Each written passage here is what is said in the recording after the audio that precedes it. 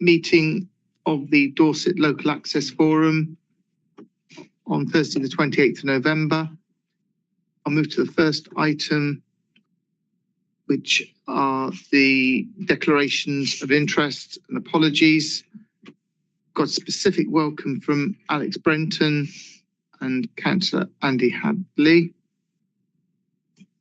We have no apologies for the meeting this afternoon. So I'll move into item 2, which is a chart. Yes. Just on declaration of interest, it's just for information. I am chair, aside from being councillor, I am chair of the Poole Harbour Trails group, which obviously is relevant to this topic. Okay, thank you very much, Andy. Thank you. We have a chance for public questions, but I see no members of the public here today, so we'll move on to item 3, minutes of the last meeting, actions and matters arising not covered elsewhere. We've got the letter sent to the planning team about the validation checklist and a reply received, which we circulated. The minutes of the last meeting, we've had them pre-circulated. Has anybody got any comments on them that haven't been previously published? Otherwise, I'll just look for a quick show of hands to say if we all agree the minutes. Yep, so we take that as an agreement and move on to item number 4, which is the presentation by Catherine Church and Ruth Wharton on the Stour Valley project. So it's a member of the National Trust and Bournemouth. Hello everyone, nice to see BCP. you all. Welcome. I have a presentation. So I'm Catherine Church. This is Ruth Wharton. Yeah, Green Spaces Development Manager at BCP Council, working with Catherine on the Stour Valley project. So I've got a presentation which I'll share on screen. I'm hoping the technology works. Just bear with me. I'm used to 2 screens normally.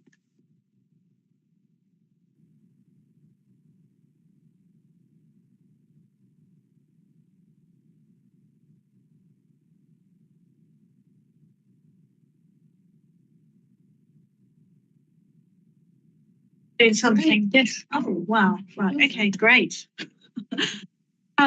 You can all see the presentation online.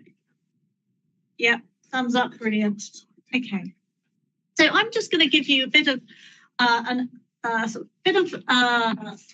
background, but also an update on the Stour Valley. Some of you will be familiar with it. Others might not be.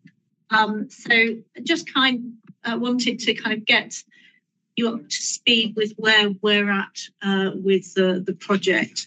So you'll see our first slide has a new logo, Stour Valley, and we're calling it the Stour Valley as opposed to the Stour Valley Park. It was decided that it's more of a landscape as opposed to a park.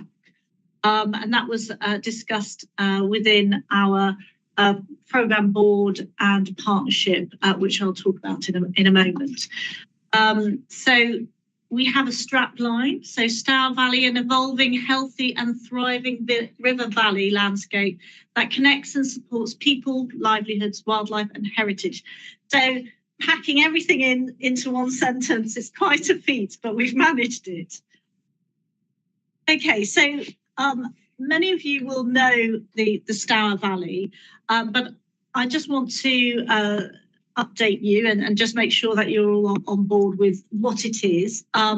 So it extends from Hengelsbury Head up to Kingston Lacey, and it follows the River Stour through the floodplain. So it's that narrow corridor running through BCP up to through Dorset as well. It doesn't follow the Stour Valley Way then? No, it's the river. It's the river. The Stour Valley Way runs through Stour Valley and alongside the river in most parts. We can discuss that shortly. This is about landscape as opposed to the Stour Valley Way. So where our ambition is wider than the Stour Valley Way. There is ambition to extend this project up to Blandford Forum, but we want to kind of get projects up and running before we take that step and start sort of discussing that with sort of the various stakeholders. But that will be our ambition at some point. The River Stour is a huge asset for almost 500,000 people. So it provides our water. It is a recreational space for many of us. It's a place for commuting, moving around. So there's many aspects to it that we are considering under this project. So a bit of a recap of the history, the recent history. So the Stour Park was a concept that was created by Bournemouth Borough Council back in 2013, I believe. And then the Stour Valley Partnership was established. This followed the local authority structure, so we have BCP, and the declaration of the climate and ecological emergencies. It was in 2020 that some BCP received funding, and this really helped. So this is from the Future Parks Accelerator and the Heritage Lottery Fund. So this helped to create a strategy which some of you might have been involved in. There was a lot of consultation during that process. That was delivered by Land Story, who were consultants who delivered that. And it was published in 2021. So since that time, I was recruited through the National Trust, and my role is very much a partnership role. So my role is funded by the National Trust, and they have stepped in as one of the lead partners in this. And I'll talk about the structure in a moment. So we're very much a partnership operation. So whilst my email says National Trust, I very much sort of sit between organisations and work very closely with both BCP and Dorset Council, as well as working with others in the area. Slides. Sorry, I'm just trying to move it along. There we go. Okay, so the structure. So this is something that has been we've organised ourselves since I started in 2022. So we felt that it was needed to have a bit more of a governance structure as we were working more in partnership. So there are the three lead organisations, so BCP, Dorset Council and the National Trust.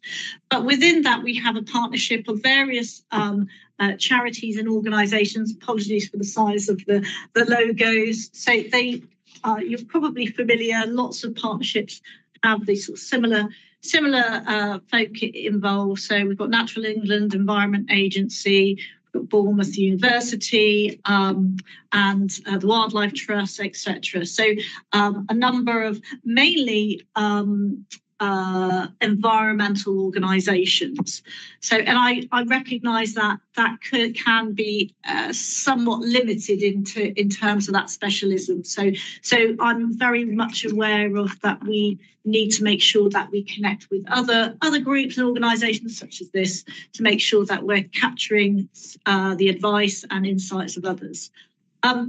We have also, and this was one of the sort of key things that I was focusing on over the last year or so, is we've been funneling down what is meant within the strategy. So it's a big, hefty document. It's over 100 pages long. So trying to turn that into delivery can be quite challenging if you don't have clear priorities.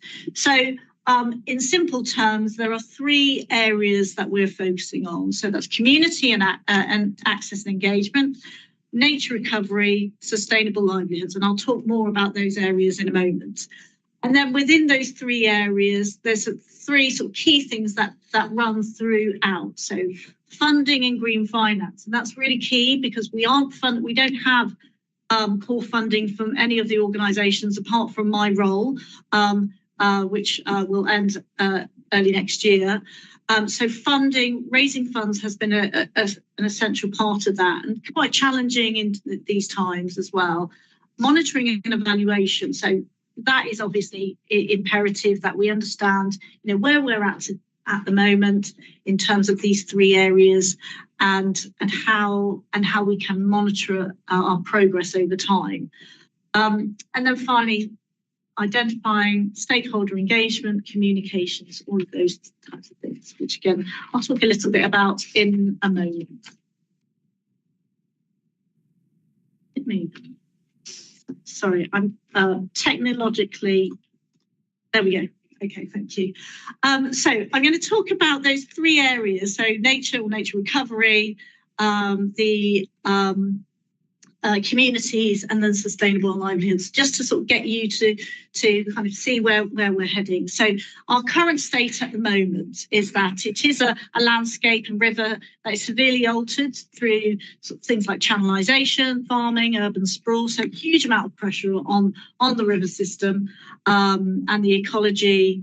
And we know that the Stour has a status of either from good to poor. So there are still some challenges around the health of the river and the biodiversity, also soils, etc., sedimentation, enrichment, all of those things. And obviously you'll be aware about the flooding at the moment. So with the heavier rainfall, that's going to create more challenges. So one of the things we are looking at is the resilience to the effects of climate change, and that all links with how the land is managed, the approach that was sort of put in place in the sort of 60s, 70s, where get the water through the system as quickly as possible. And now, obviously, we're seeing the results of that, not just here but worldwide, in terms of like flooding in urban areas.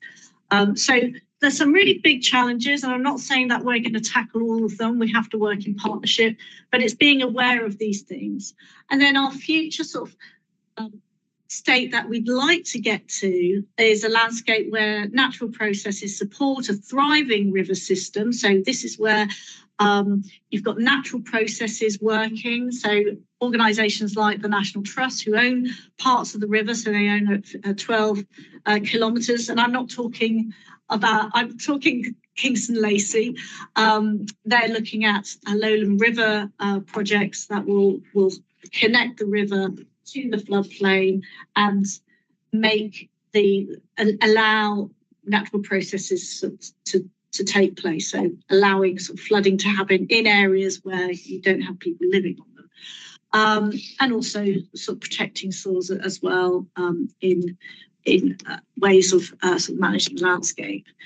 And then in terms of resilience to the effects of climate change, so again, that's that reconnecting. It's all interlinked, regenerative land management. So looking at and working, enabling farmers to see how they might be able to implement interventions that will protect soils, and in doing so, protect the water quality and reduce the impact of flood further downstream. Partnership is so important, particularly in these areas. And then possibly what's more of interest to this group is the community's access and engagement. So again, this is quite a broad area again. So we know that there's lots of green space along the Stour Valley. So we've got the Sangs, there is the Stour Valley Way, permissible paths. There are certain sections have cycleways, but not widely known. But there are some routes that are in poor condition. We also are aware that there are these honeypot sites, and that was particularly prevalent in the COVID period. But also that, and there is this sort of conflict between path users, and then there are some real and perceived barriers to access, which we are going to be looking at. And then the second point in terms of our sort of current state, so we know that it offers pockets for people to engage and participate with nature, open spaces and heritage. These tend to be sort of limited. In different locations, which might be absolutely, this is something we need to discuss, and it makes sense to keep people in certain places away from sensitive areas. But we need to look at that and how we can reduce maybe some of the pressure on those sites. And also, not everyone is aware of the Stour Valley. So those who are very active and keen walkers might be aware of it, but some people are still nervous about engaging with the natural world, even if it's on their doorstep. So the Stour Valley could provide that stepping stone into nature, and we could facilitate that. So the future is the Stour Valley is a place where people locally are aware and that they can access it and enjoy that green space in whichever manner they would like, in a way that is suitable for that environment. I think that's absolutely key. And when we talk about it being well known, we're talking about it being a community asset as opposed to, say, visitors from all over the country going down there. This is a community asset, and we want to keep that the focus, certainly for now, because we know that there is a real need for people to be able to enjoy that green space and blue space. And finally on this, so Stour Valley will offer a wide range of opportunities, so through its length, to everyone to actively participate. And that's where we want to see a bit of a shift. So enabling people to not just sort of passively go there, but also to take part, whether it's through volunteering, getting training, education. So it's really sort of connecting with it in a really meaningful way. So no mean feat. And then the third part is sustainable livelihoods. And this is an area that we have been sort of focusing on recently. And one of the challenges around sort of being a landscape that's managed in a sustainable way is, how do you make that financially viable, particularly for landowners, farmers in particular? They're not going to shift unless they've got a very strong appetite to change the way they manage their land, and also there has to be some financial incentive to do that. So we've been looking at that, and I'll talk about that in a moment. And the fact that, so commercially, Stour Valley lacks identity. So that might be a challenge in terms of getting funding. So if we can sort of present the Stour Valley in a way that maybe local businesses can support some of the projects that we want to deliver, then things like just bringing it into the sort of public domain and awareness might help to do that. So yes, so we want to make sure that the way the land is managed is a commercially viable one, and secondly that we build I don't want to say brand because it's not a brand, but a named landscape that people are aware of and businesses are aware of. Okay, so I should say that the Stour Valley has me as the sort of main person that works on it full time. Others will work alongside me depending on what projects there are. So we do have limited resources. So it's connecting with those who have the expertise, and that's absolutely key. So I've been working with communications and branding folk from the councils, but also other organisations to look at developing this new logo and also a website. So that's in development at the moment. And what I would ask, if we do want it to become a hub of information. And also opportunities for people to get involved. So if you would like to sort of share links with me, that link to the Stour Valley, then please get in touch, because I'm keen that we ensure that people have that access to that kind of information and know where to look. So please get in touch if there's anything that you'd like to add, or stories about things that are happening along the Stour that would be great to sort of publicise to the public, but also, again, businesses. So we're seeing this site as it's a starting point, and we'll grow it and we'll build the stories up over time.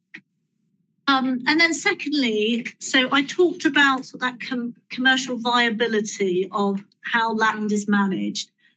So we raised some funds from DEFRA, and this is the Natural Environment Readiness Fund. And this is where we've been working with economists to work with, well, it's 5 farmers, but we've whittled them down to 3. And we're working with them to look at the opportunity through biodiversity net gain and also voluntary water quality markets, which is quite, it's an early sort of emerging market. And the idea is that we know that biodiversity net gain there is a market, but it can be quite challenging to access because it's quite a new thing. And maybe it's an opportunity for landowners to tap into that and be able to pay for some environmental interventions and possibly encourage more access as well. So we're looking at that and doing some modelling to determine whether it's a feasible opportunity for farmers along the Stour. That's a 1-year project, and that will continue until September next year, when we'll be disseminating the findings. So it's quite interesting, it's a new area, and we're certainly learning quite a lot as we go along. And it's been really helpful for the farmers as well. Already they've provided some really helpful feedback on that. And then finally, we are identifying and enabling rights of ways and Stour Valley improvements. So this, and I say enabling because we're very much working with our colleagues in BCP and Dorset Council. So Graham, Russ, Sophie, we've been looking at where we might be able to identify some of the challenges and also address those, and also working alongside them, because the Stour Valley runs across both councils, looking where we might be able to work together to address some of those challenges.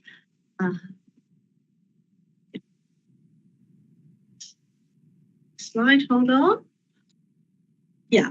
Okay. So the Stour Valley Way, as you pointed out, runs the extent of from Hengistbury Head all the way to Stour Head. We are focusing solely on that sort of lower section of the catchment, so up to Kingston Lacey.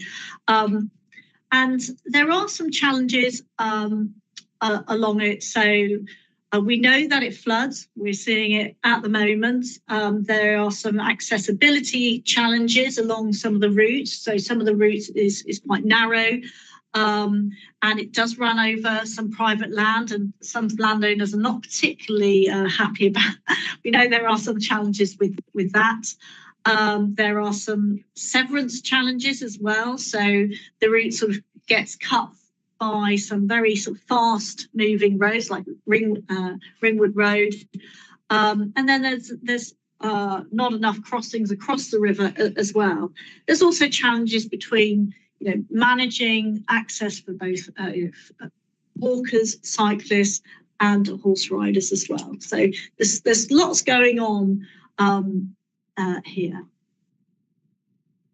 So in terms of sort of working with the 2 councils, we're looking at sort of short, medium, long-term ambition.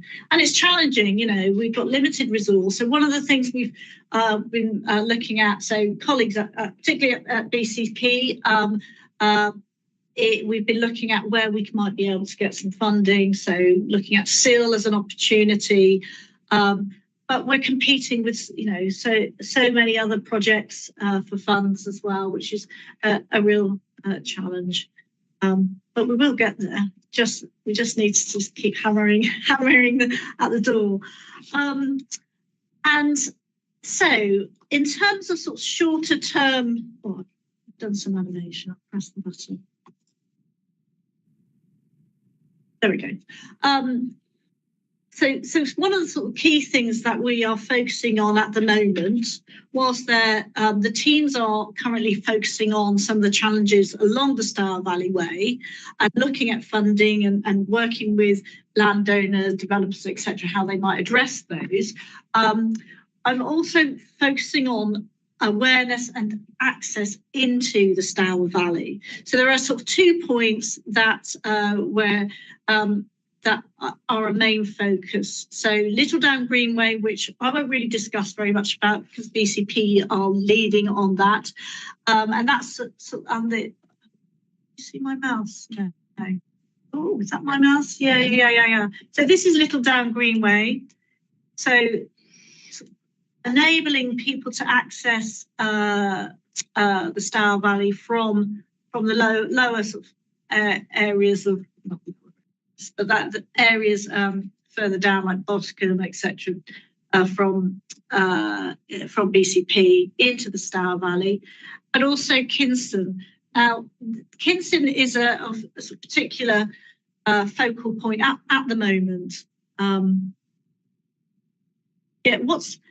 of the challenges with awareness and accessing green space, it is infrastructure, but also we know that areas of deprivation, people tend to be less connected with nature.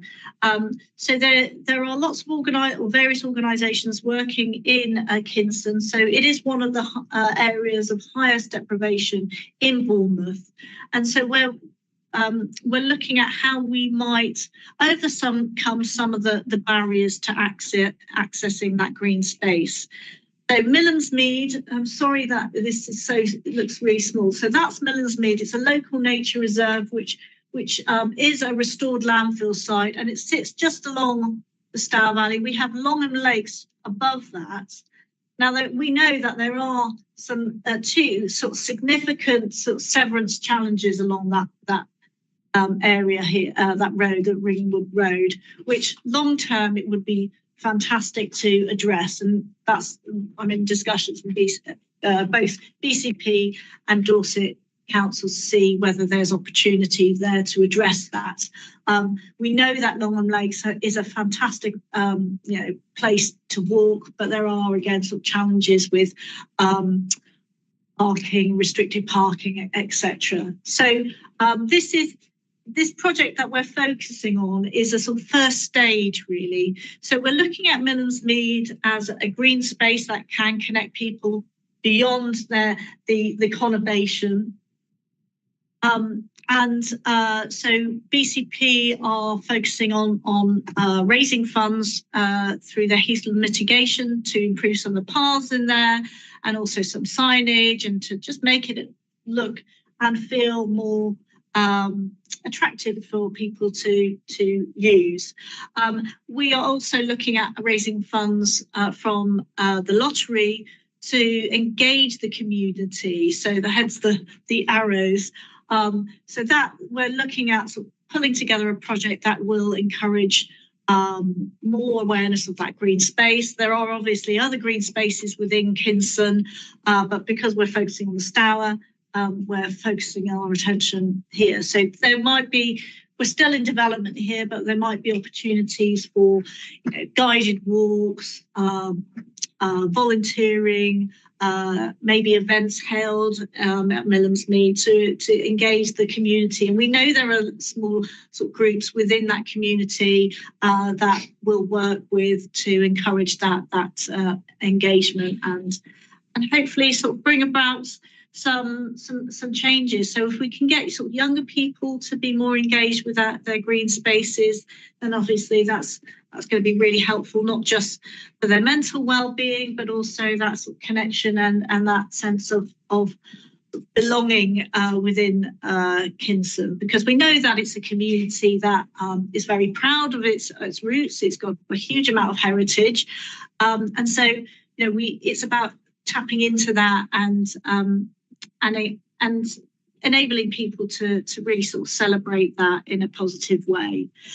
So that's our ambition for Kinston. I still got to write the bid. But I wanted to share that with you because all of this, it does take time, because you have to think about, so what can we, how can we make a difference, and who could fund this?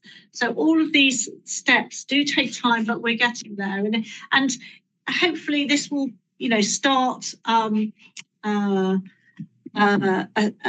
other projects kicking off as well. But this is a starting point, and we're working on this, but there are lots of other sort of opportunities along the Stour which others will be implementing over time. I mentioned National Trust, BCP, Dorset Council. They're already doing some good work to improve the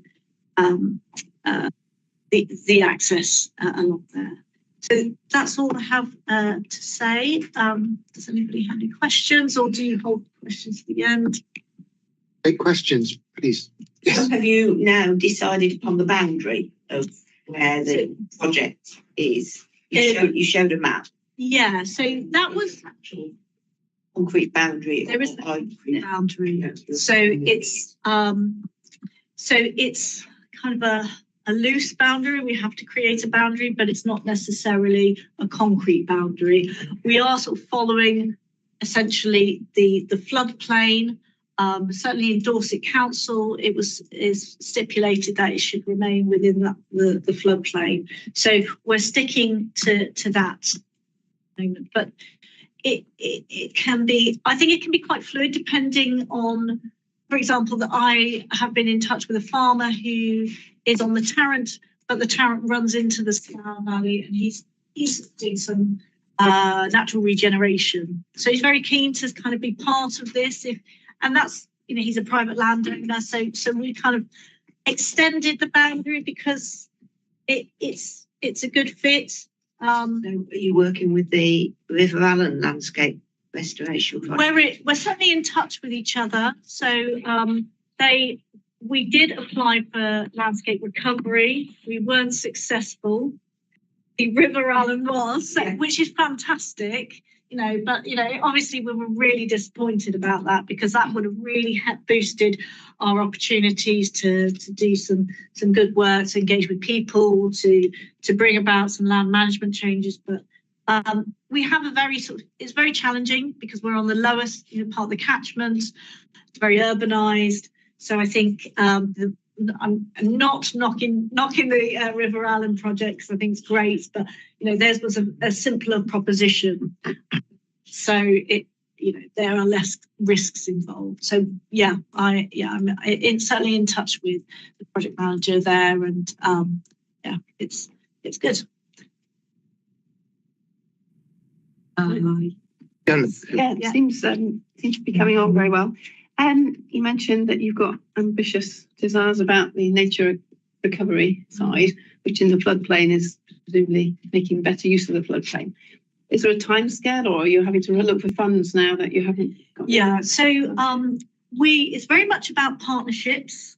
What we have agreed with the Stour Valley Partnership is that we become the advocates for nature recovery. So the Stour Valley Partnership becomes the advocates, and those who are better placed will deliver it. So, for example, I mentioned the National Trust, the Wildlife Trust. So there are others that are better placed to deliver it. The Dorset Catchment Partnership as well. So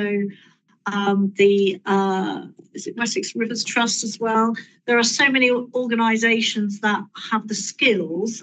What we can do is advocate what they're doing, and also we can support fundraising as well to make that happen. So in terms of timescales, this is long.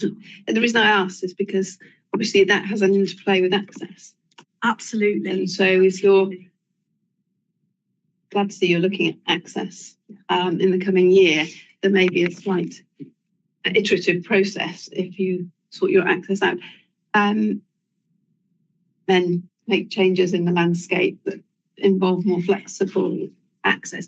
Are you doing any mapping of access desires, or are you? We're not The there community yet. You think you will? I would think so. It would be working with the two councils to do that. Because there's already a map, which I think was an action to try and get a copy of for this meeting. Oh, okay. But yeah, I wondered if you're doing any additional work. Currently not, but yes, that would be a really good thing to do. I'll make a note of that. Right, you showed a map of open access on either side of the river. What was the so what is the purpose of that particular work? So that was from the strategy. Okay. So that came from the strategy, and that was around looking at how sort of green spaces sort of connect with the Stour Valley. So you'll see, so it's quite small, but so from Kingston you've got, I think that's Kingston Common. Kingston Common, but beyond that, Turberry Common, Turberry, yeah. So it's connecting those green spaces together, and that can be done. Well, there's different ways of looking at this. This is connecting the green spaces so people can walk through those green spaces, and I think that is the long-term ambition, is to connect those green spaces so people can move from one to the other. Currently, there are again sort of severance issues. There are big roads that make it a bit challenging for people to do that. And then also we're not. I should also say that most people who walk along the Stour only walk sort of a mile or two. They don't generally walk for miles and miles. I mean, I'm a long distance runner, so I do, but most people aren't like that. And so we need to think about who would use this and who benefits from this, who needs that kind of helping hand. So whilst we're sort of looking at these maybe longer distances, the reality is it's these short circular routes to connect the Stour. So whilst they seem quite long distances, it's these stepping stones for people to move through these green spaces. So you're going to try and create circular routes that are appropriate for effectively the recommended amount of walking per day, which is about 5 kilometres, isn't it? Yeah, so we're not being sort of so prescriptive like that. It just depends. Longer. Exactly. So that will enable people to access the Stour, and those who are already walking long distances, they'll have the confidence to do more. So it's finding that balance between the desires of those who already walk in the space and making sure that we're providing that that opportunity for others who might not be so confident. And so you'll be improving accessibility as well, by which, I mean, for instance, and I don't wish to be rude to anybody at this table, I mean, if you go onto the Sang, which sits on the Dorset side, you've got some absolutely magnificent kitting gates, which are wonderful at stopping mobility vehicles, probably pushchairs as well. Just about make it if you upturn your wheelbarrow, but otherwise. And I suspect if I'm aware of one gate like that, there must be dozens. So at Kingston Common we saw recently, but there was exactly what you're describing, and a play area right on the other side, and it was like, well, how to get a pushchair through there? So Over the top. Or could we change where the barrier is so that you can still access where it needs to be accessed using wheeled facilities? Just rethinking the space. So but it's that challenge of asking yourself whether you really need it at all. Well, it's the balance of antisocial behaviour use that we're trying to stop, but making it sure it's accessible to those that want to access it. So definitely. So, yeah, it's a really good point. Yeah. Sorry, Paul, you've been waiting patiently. I can remember the LAF being invited to support this project a long time ago. Okay. And it was very much in the context of a through route. And it fitted in with the LAF's long-term goal of creating multi-user trails wherever possible. And obviously from that point of view, the gold standard is to get to the point where the through route is defined as a public right-of-way or better, so that it can go onto the OS map and there's a defined maintenance responsibility. So to what extent is that actually your goal? At the moment, that's a big ambition, and we're not focusing on that.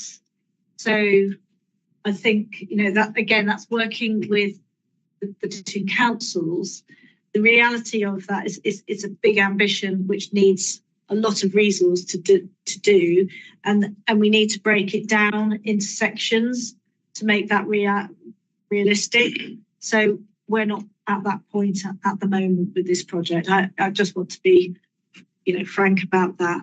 It's not that to say that long term that couldn't be an ambition, but right now with our sort of the resources we have, we're not looking at that as something that we're focusing on at the moment.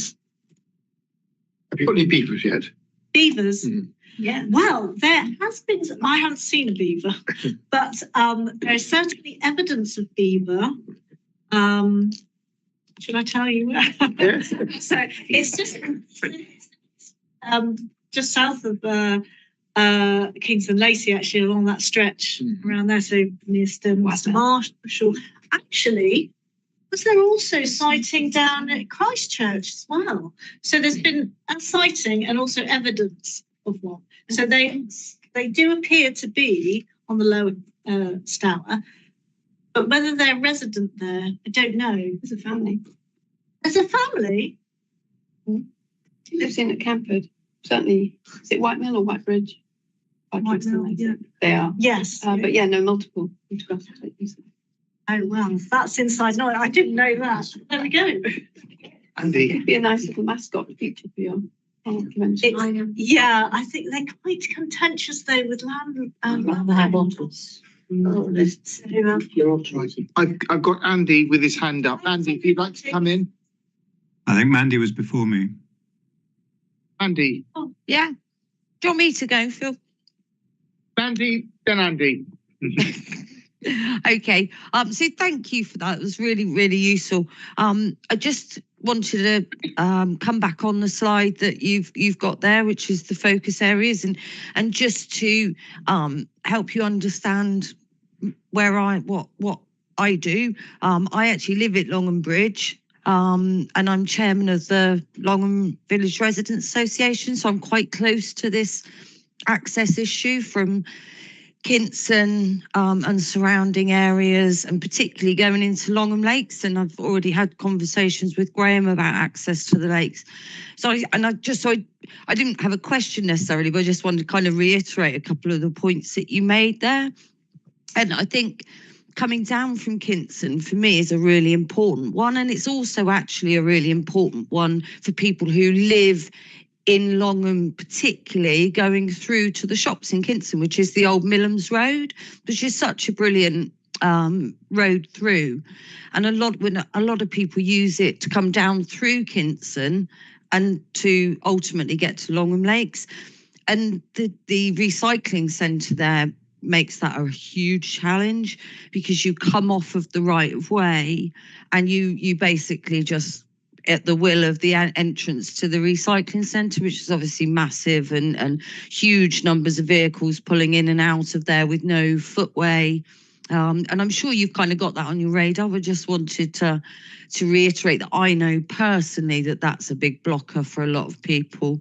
And as you also mentioned about access points with kissing gates and stiles, I personally experienced most of my family actually live in Kinston, and I invite them to walk down through Millam's Road to walk with me at Longham Lakes.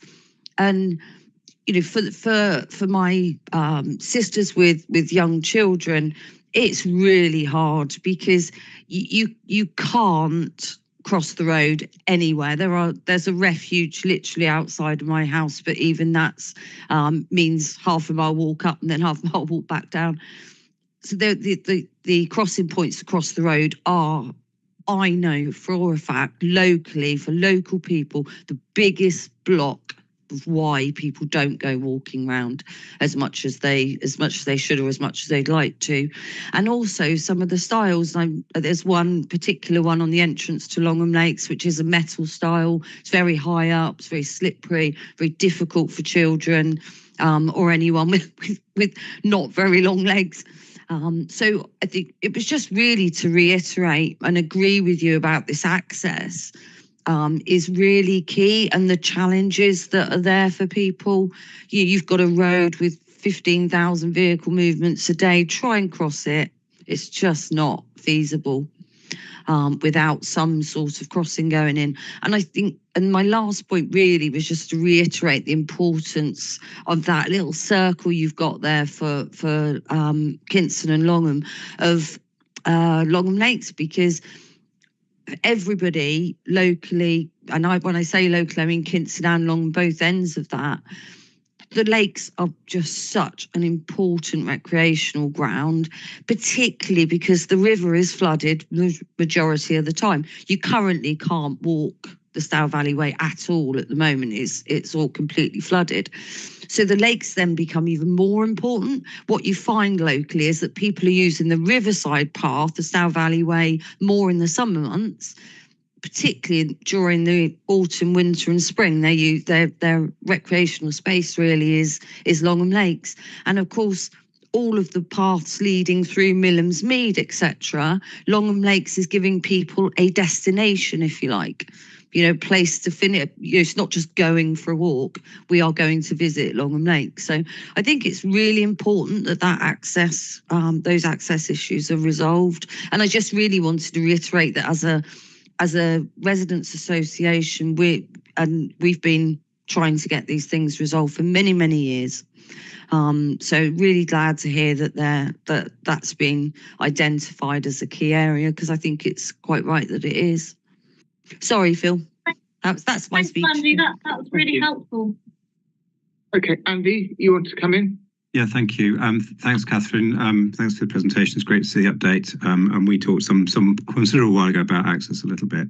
I did pick up that you mentioned your own funding is only until early next year. So I wonder whether we've got a fairly urgent plan to fix that, because keeping momentum going is a really important thing in terms of keeping the whole project going forwards.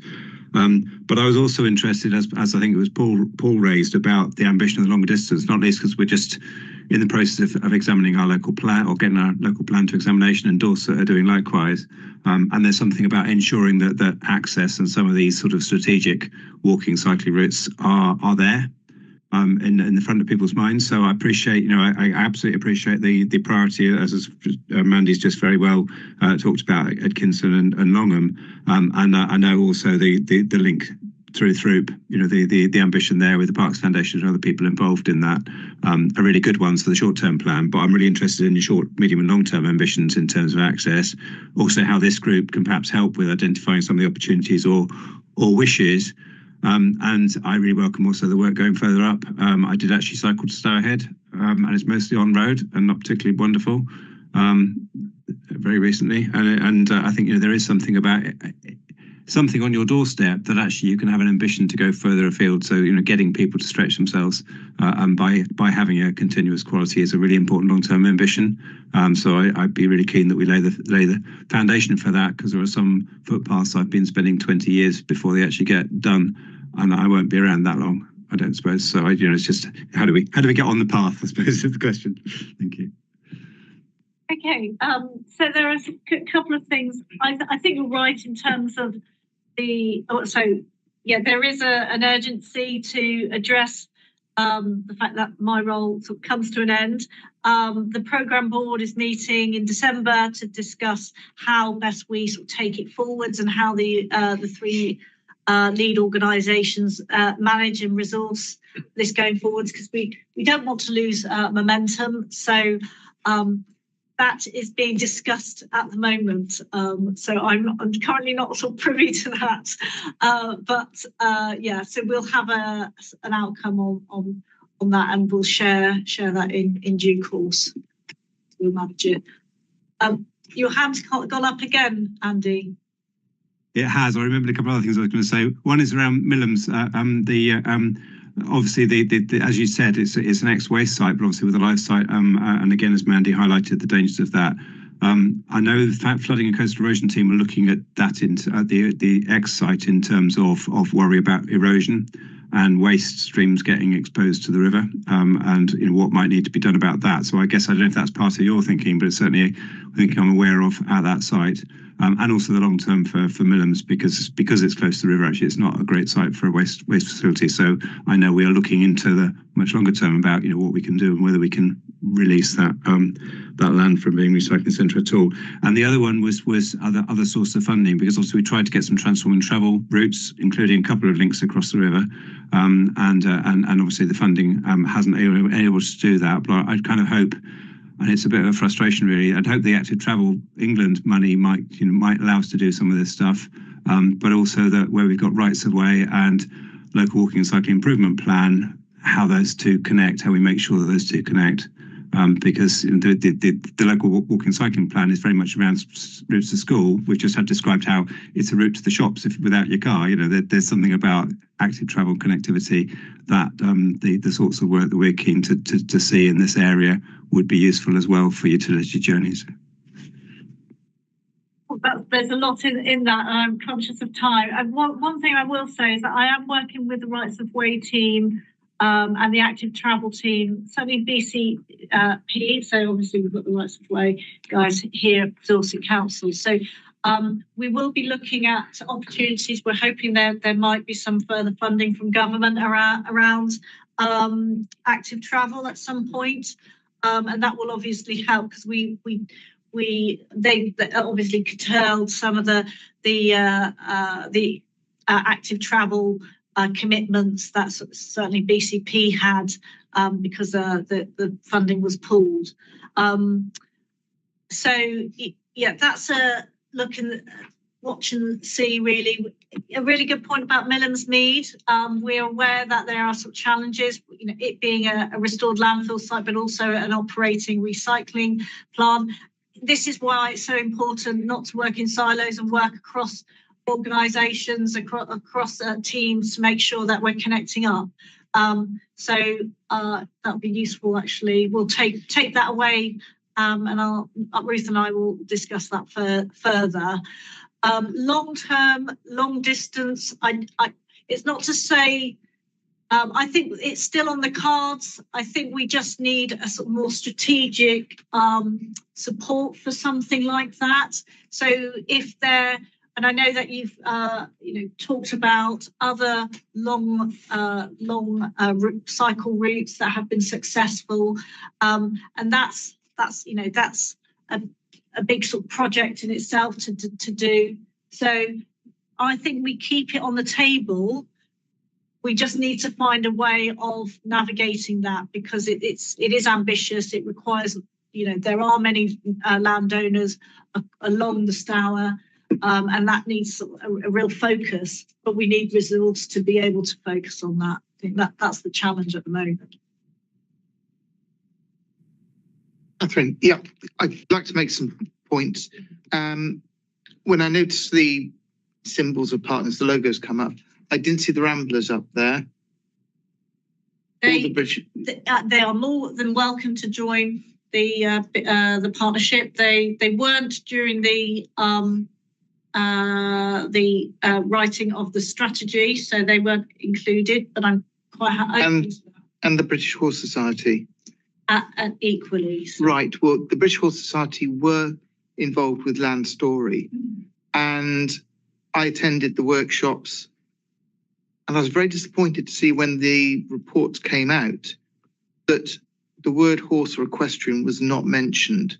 And I phoned Land Story, and they said, we'll take it up with the partnership. And nothing seems to have been embraced about access for all, which is, after all, what the National Trust is all about. And the National Trust is a large landowner here. So could you make sure that when we talk about cycleways, we're talking about multi-user routes, because these are recreational trails. And going back to about 2012, the DEFRA Minister, Richard Benyon, was saying, where there are these trails, they need to be multi-use, best value, and also, let's face it, the horse and the walker and the cyclist are the most vulnerable of road users, and we want to make sure they're on these trails. And they got lost from the active travel routes. Now, the active travel routes can very definitely include horses. Down in Devon, on the Tarka Trail, they've just opened a section which had money for the multi-use trail, which included equestrians, obviously, so there's no problem with that.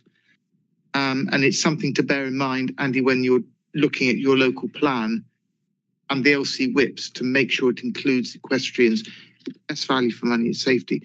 And also the point I'd make about farmers, diversification, they're looking into equestrianism, liveries, riding routes.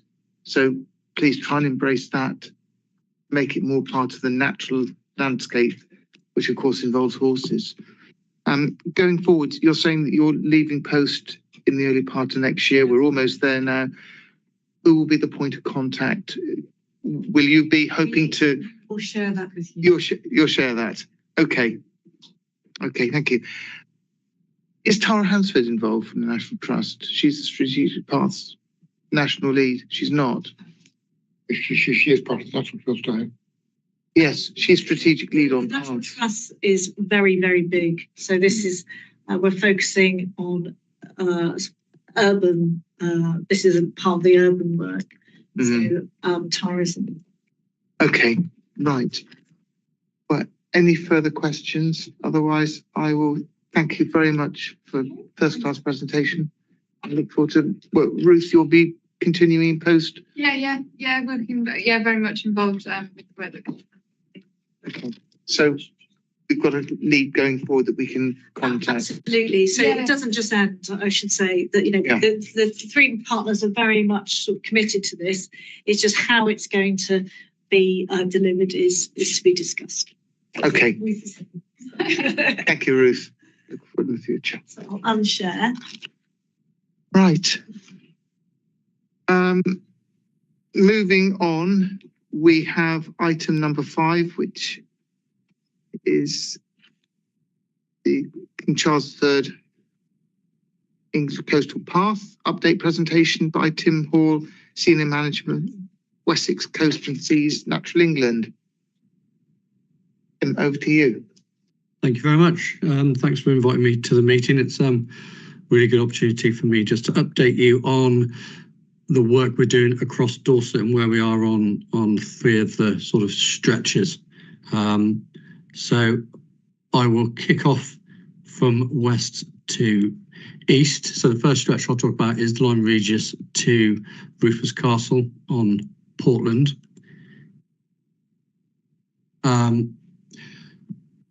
As I'm sure a lot of you may be aware, the report was submitted back in, I think, 2014, planning inquiry in 2017, and then for many various reasons and changes of administration, it's taken a long time for a decision to be made on the report.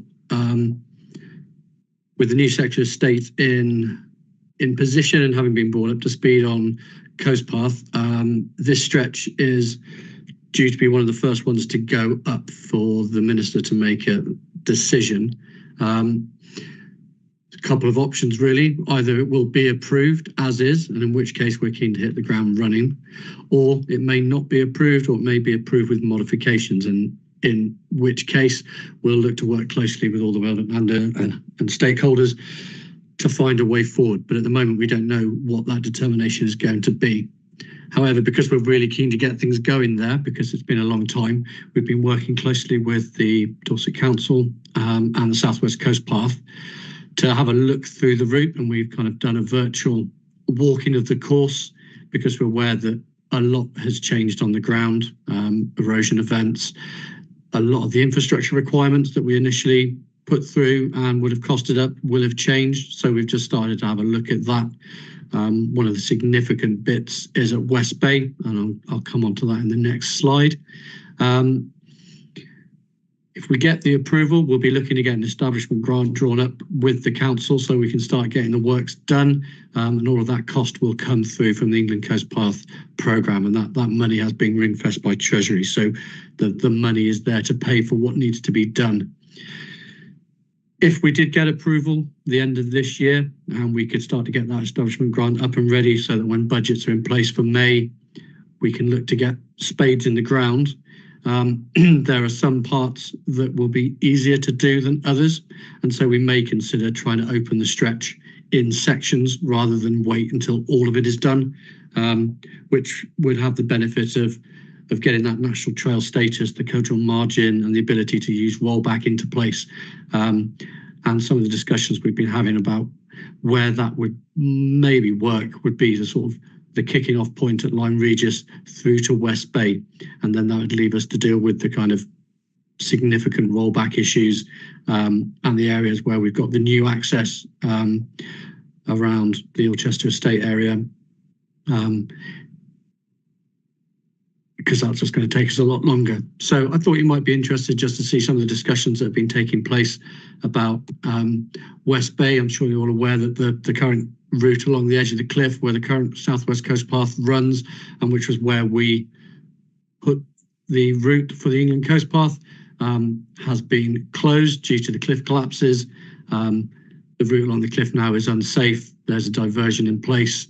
And obviously a route along the beach isn't viable either for safety reasons and the fact it's impassable except at the very lowest tides. In terms of looking at rollback, the ambition there is to potentially route walkers away from the middle of the golf course where there's issues over safety concerns and kind of conflict between users. And so actually I'll just move on to the next map, which might be of interest. So you can see along the south, which is where the original Coast Path proposals were, along the Southwest Coast Path, that route has now been diverted and roughly follows the red line on the map that we've put in. Stuart Semple has done a really good job of liaising with the golf course, and we were out there a couple of weeks ago with them to have a chat about how we could find a route around the back of the golf course, taking people out of conflict with having to cross several of these greens and fairways, as well as having to walk parallel to them. And I'm sure, not to be unfair to the golfers at West Bay Golf Course, but there's every chance of a stray golf ball flying across. It's not the most comfortable route to walk, even in winter. It was a relatively busy course. Over the summer, it would be much more so. So the options we've been looking at are to make use of a route along the back of the golf course, cutting through, coming back around and linking in to the caravan park in the east. One of the advantages of this route is it looks like we'll be able to make this route fully accessible. It's much flatter than the current diversion. The gradients to the highest points are much less steep.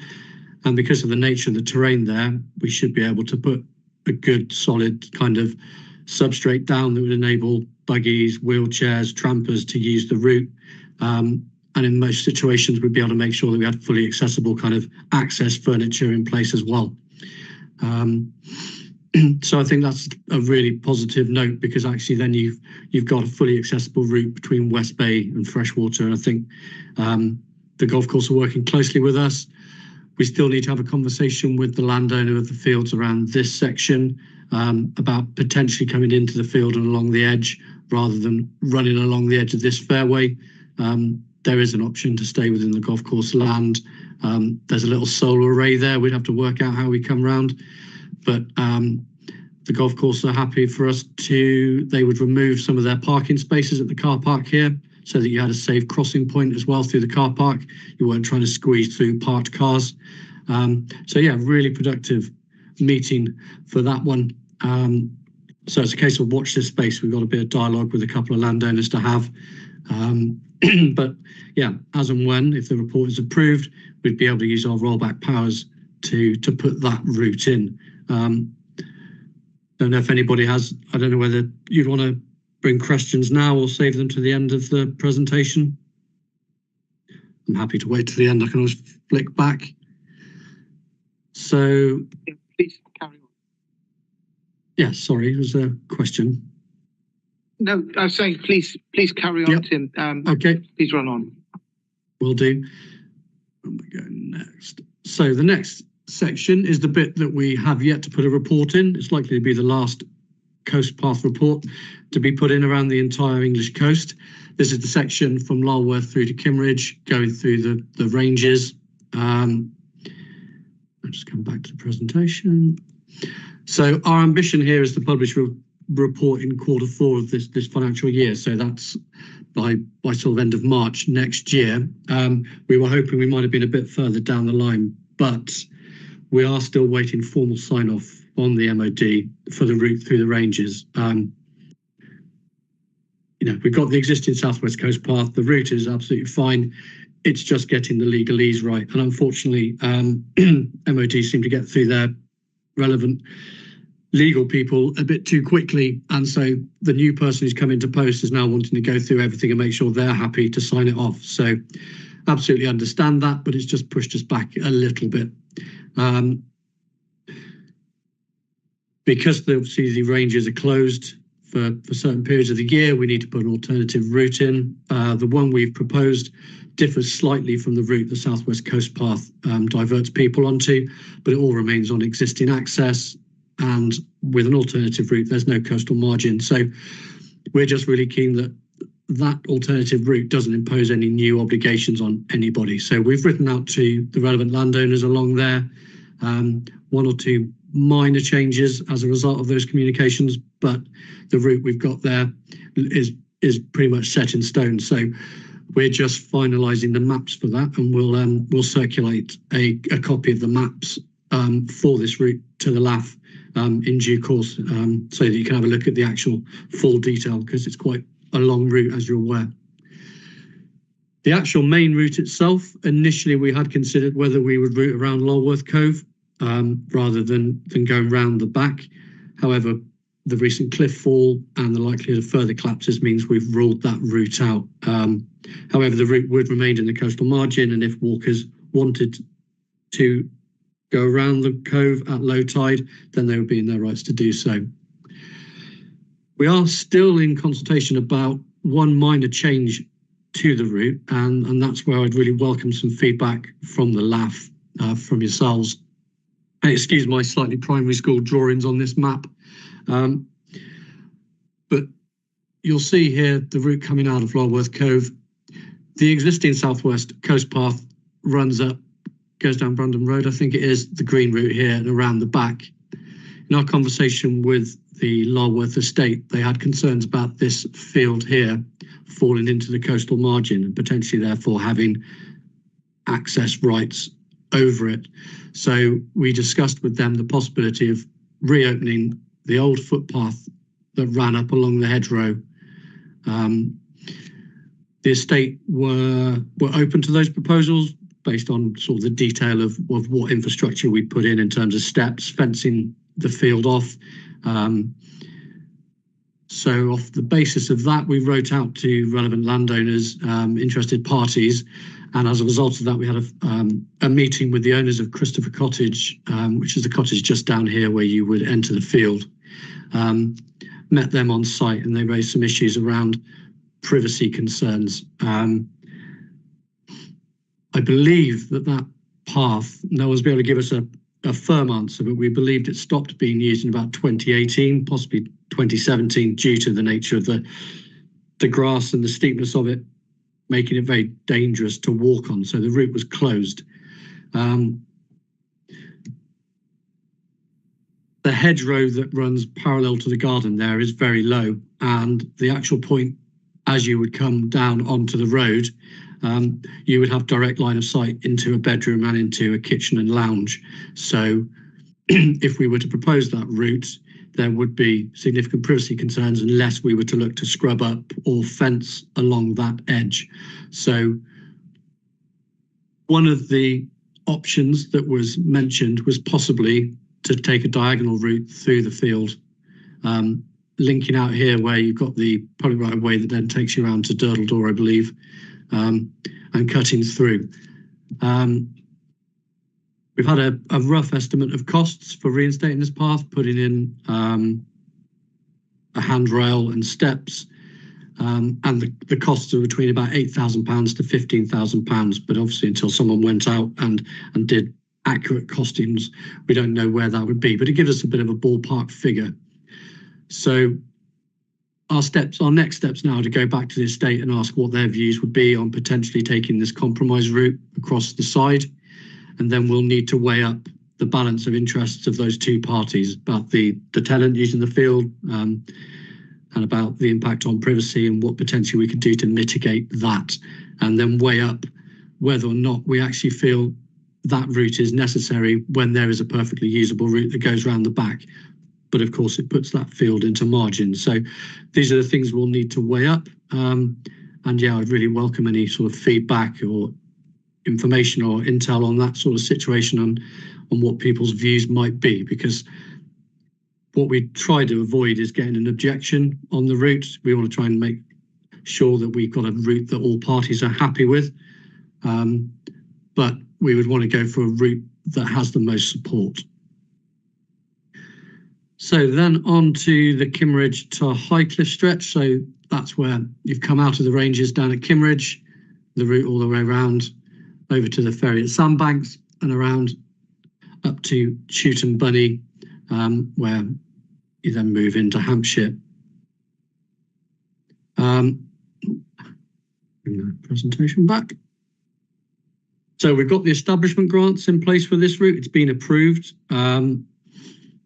Working closely with the council on getting those works completed, hopefully by the end of Q4, so by March 2025. It's really good timing because there's been some significant areas of rollback, including this bit down around Chapman's Pool at Houndstooth. The lovely new steps that were put in got washed away, disappeared through the landslip, meaning that there was a quite significant diversion. Working closely with Katie from the council, with the landowner, and Lorna from the Southwest Coast Path, we've managed to negotiate a route. You'll see the green line here that takes you through this field and then across. Means we are moving away from that coastal route, but with the ever-moving elements of the cliff and the necessary steps that would have to go in, we've decided this just makes a much better route. And actually, you'll sort of see, and you might be able to see, it's quite half faint, but there are quite a few desire lines where people decide they want to make their own way across the farmer's land, getting down towards the pool and everything. So actually that should help alleviate some of the concerns about unauthorised use of some of these fields and everything down there. So this is the route that Katie and the team are currently working on and getting the infrastructure in for. So that's really positive. And if we do get those works completed by the end of Q4, we'll look to open the stretch from Kimmeridge up to the Sandbanks ferry as soon as possible in Q1 of next year, which would be great. That'd be a nice significant stretch of coast path that we could open. For the remainder of the stretch, the works are relatively minor. Sandbanks through to Chewton Bunny. Primarily it's signage, some interpretation panels. The work there, we're hoping to get an establishment grant ready to go for Q1. The only slight issue we have at the moment is that when the report was approved, there was a deficiency in the determination process for Chapter 6, which is the route around Christchurch Harbour. So at the moment, we await the Secretary of State to make a decision regarding the determination of that section. It's due at some point, but we haven't got a timescale for it. So we would need to make a decision about, if we got all the signage and everything up in place, whether we opened that remaining stretch with that gap, or whether we wait and get a determination on what is going to happen about the route around Christchurch Harbour, whether we would have to modify our route. So it's a case of watch that space with this one. As and when we hear anything, we'll make sure that we update everybody. But otherwise, really positive there that it looks like we'll get a good section of the coast path open. And yeah, I think that's it. So I'll leave the presentation up, but are there any questions? Any comments, anyone? Paul? We've always been interested in this problem of the inland diversion route around the Lulworth Ranges. And I think you said something on the lines, oh, well, we'll use the existing South West Coast Path route. And to be honest, I wasn't aware that there was one other than several miles of road walking. Could you just enlighten us slightly on what you see happening on that issue? Yeah, so what we've tried to do is keep off the roads as much as possible. I'll zoom in. You might find a bit of buffering here as I'll bring the map in. But what we've tried to do, even though it may make the route slightly longer, is to take the route off some of these busier sections of road using the public rights of way. So we're coming up through Belhurst Coppice, going across. We are walking on some of the smaller roads. We've worked with highways team at the council just to make sure that we're avoiding any particularly nasty spots or difficult crossings, areas where there may be poor line of sight. I won't walk you through all of it, but what we've tried to do is find a route that is off the road as much as possible.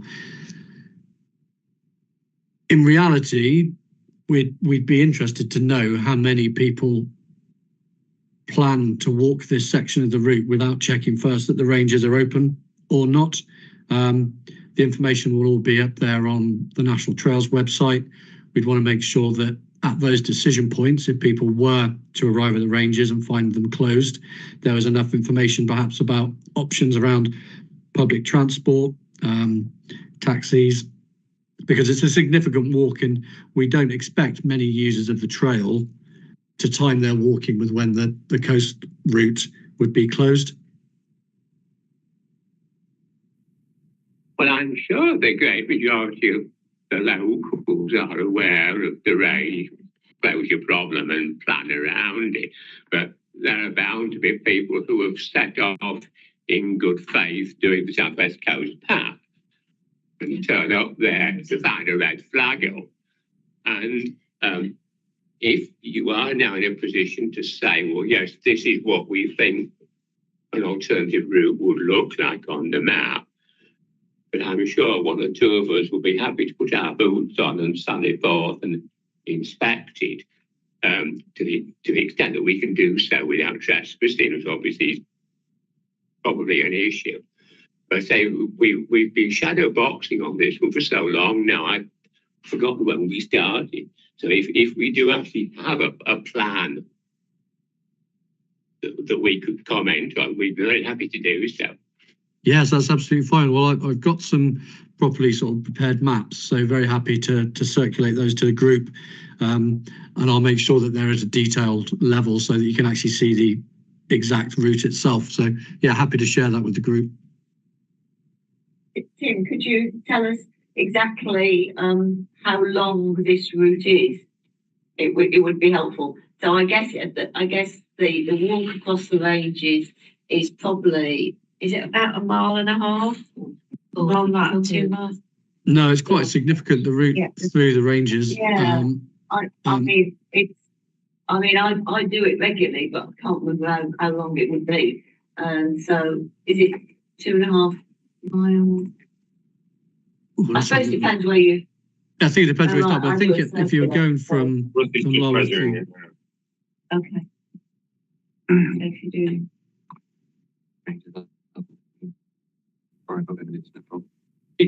Carry on, Tim, and I'll see if I can measure it. So if while that's been measured, can you tell us how long the alternative is? The alternative route comes in around about 32 kilometres. So I think that's right. That might have been. I'd have to check, but it is a significant route because it has to go around obviously the entire closed off area of the ranges. So we would expect if people arrived and found it to be closed, most people would probably be looking to see what public transport options were available. It's one of the most significant alternative routes that we've had to consider anywhere in the country in terms of the deviation inland.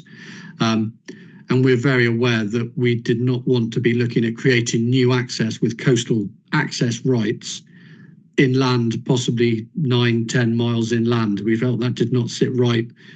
The argument of fair balance would probably not come down in our favour if people were to object on that. So we've had to use existing access that's available to people. And yeah, it's a heck of a route. Some people might choose to actually come and do it so they can say they've walked all of the coast path. But we do tend to find that most people, when they're planning their routes, are looking at things like this. We'll make it very clear on the websites that there is a chance, the ranges are closed when those dates are. Yeah. Darren, then come across to you. Having just finished the South West Coast Path, and my understanding is most people tend to use the very excellent books which identify all of the problems. I mean, crossing rivers is a very major issue and can be a long walk if you get that wrong. You've got the Abbotsbury diversion, which is quite a long one, and the websites. I think everyone I've seen is now walking with Google in one hand, and so I think most people do plan quite carefully, and as long as the issue is identified with the correct timings and the link to the timings of the closures, we would always work our route round those things like the Rangers problem. I think it's an overcomable one, as long as there is an alternative if you really wanted to walk it rather than do the weekend, which is when most people would walk it because it's open then, or August.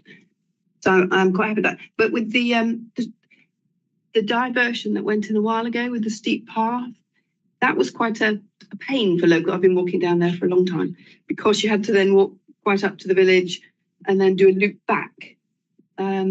I don't recall being able to see into the house then, but maybe the hedges was taller then or something. So no, that's one of the questions we have gone back to the landowners about. Have they reduced the height of the hedge since the path was closed? Because I understand they've lived there for many years. So it's something we've got to consider whether we could just reinstate the hedgerow there and sort of nullify that privacy concern. We walked it for quite a long time after it was closed until people started really putting barbed wire, and actually the hedge got so bushy you couldn't physically get down between the barbed wire and the hedge anyway. Yeah, it's very overgrown. A long walk round. So it's certainly not it's steep, but it's no worse than much of the coastal path is in terms of walking. It's my view anyway. Thanks. Thank you. Pick up on that following the previous point. For the rights of way there between Lulworth and then when you come back onto rights of way back down at Kimridge, that section of the coast path is about 11-12 kilometres. So it's a third of the distance of the proposed. Thanks. On day in that case. Thanks. Do you want to come in? I'm out of scale on this. I haven't heard of the coast path type developments. Have you had contact with Roland Tarr, Councillor Tarr? I'm surprised he's not here, to be honest. Not recently. He is obviously a Dorset councillor and writes books on the coast path and walks them regularly. And I would have thought his input would have been quite helpful. So it's just like, I'm surprised you haven't mentioned him. Okay. No, I haven't, but I'd be very happy to make sure he's brought up to speed and has access to the information I'll share to everyone on the LAF. So very happy for people to feed back individually to us. As I said, we won't be finalising the report and publishing it until at least the end of February, March. So there's plenty of time for people to feed in at this time.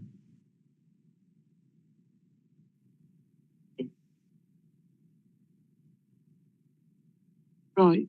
No further hands raised or questions. I think Andy's got his hand raised. No, I can't see a hand. Sorry, Chair, I'm not in the room. but I have had my hand raised for some time. Oh, I beg your pardon. Sorry, I see you. Sorry, Andy. Yeah, thank you. A couple of things. The Lulworth one, there are obviously a number of existing paths that join in. I'm assuming they're not actually going to be shut as a result of declaring this one link if it cuts across that field, because there are links, several links off of that lane. Most of them pretty steep. No, we actually wouldn't look to close anything else. It's just about whether we can just shorten that route as part of the coast path and take that field out of the coastal margin. Yeah, the other comment or question was around Poole Harbour and Christchurch Harbour. So at the moment it's November, so there's no ferry across the mouth of Poole Harbour.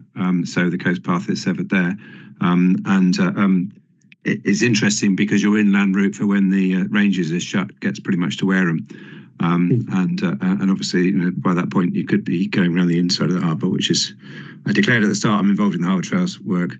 But then you talked about going around the inside of Christchurch Harbour, which has a ferry across the mouth. And I just wonder whether you could sort of talk a little bit about the contrast. I know there was discussion early on about whether there would be a route around Poole Harbour for when the ferry's out, but it is every November for pretty much the whole month.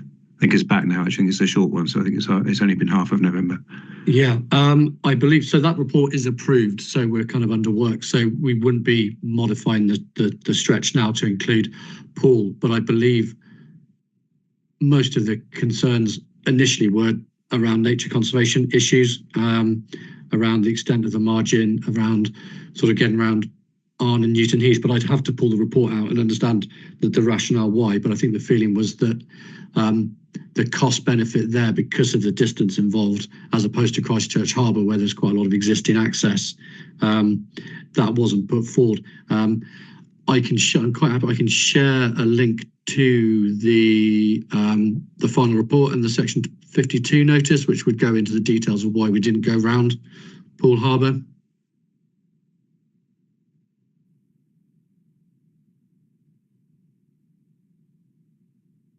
So I'll circulate that with the other materials I'm going to send through.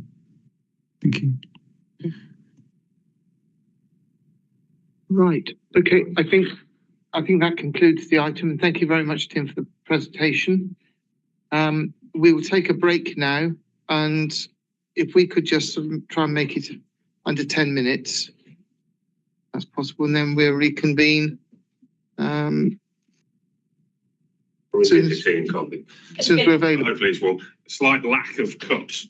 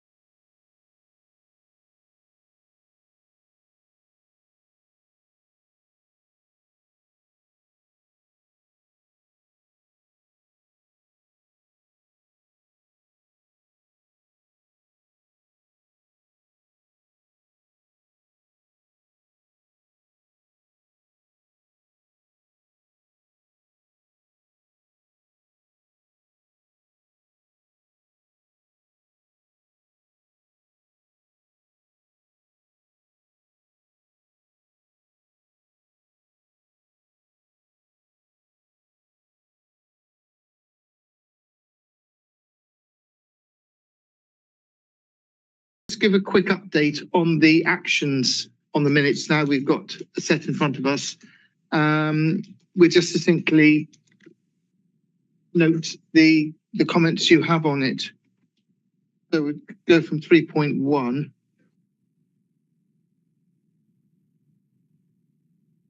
Just disappeared. Or do you want me to come back to that later?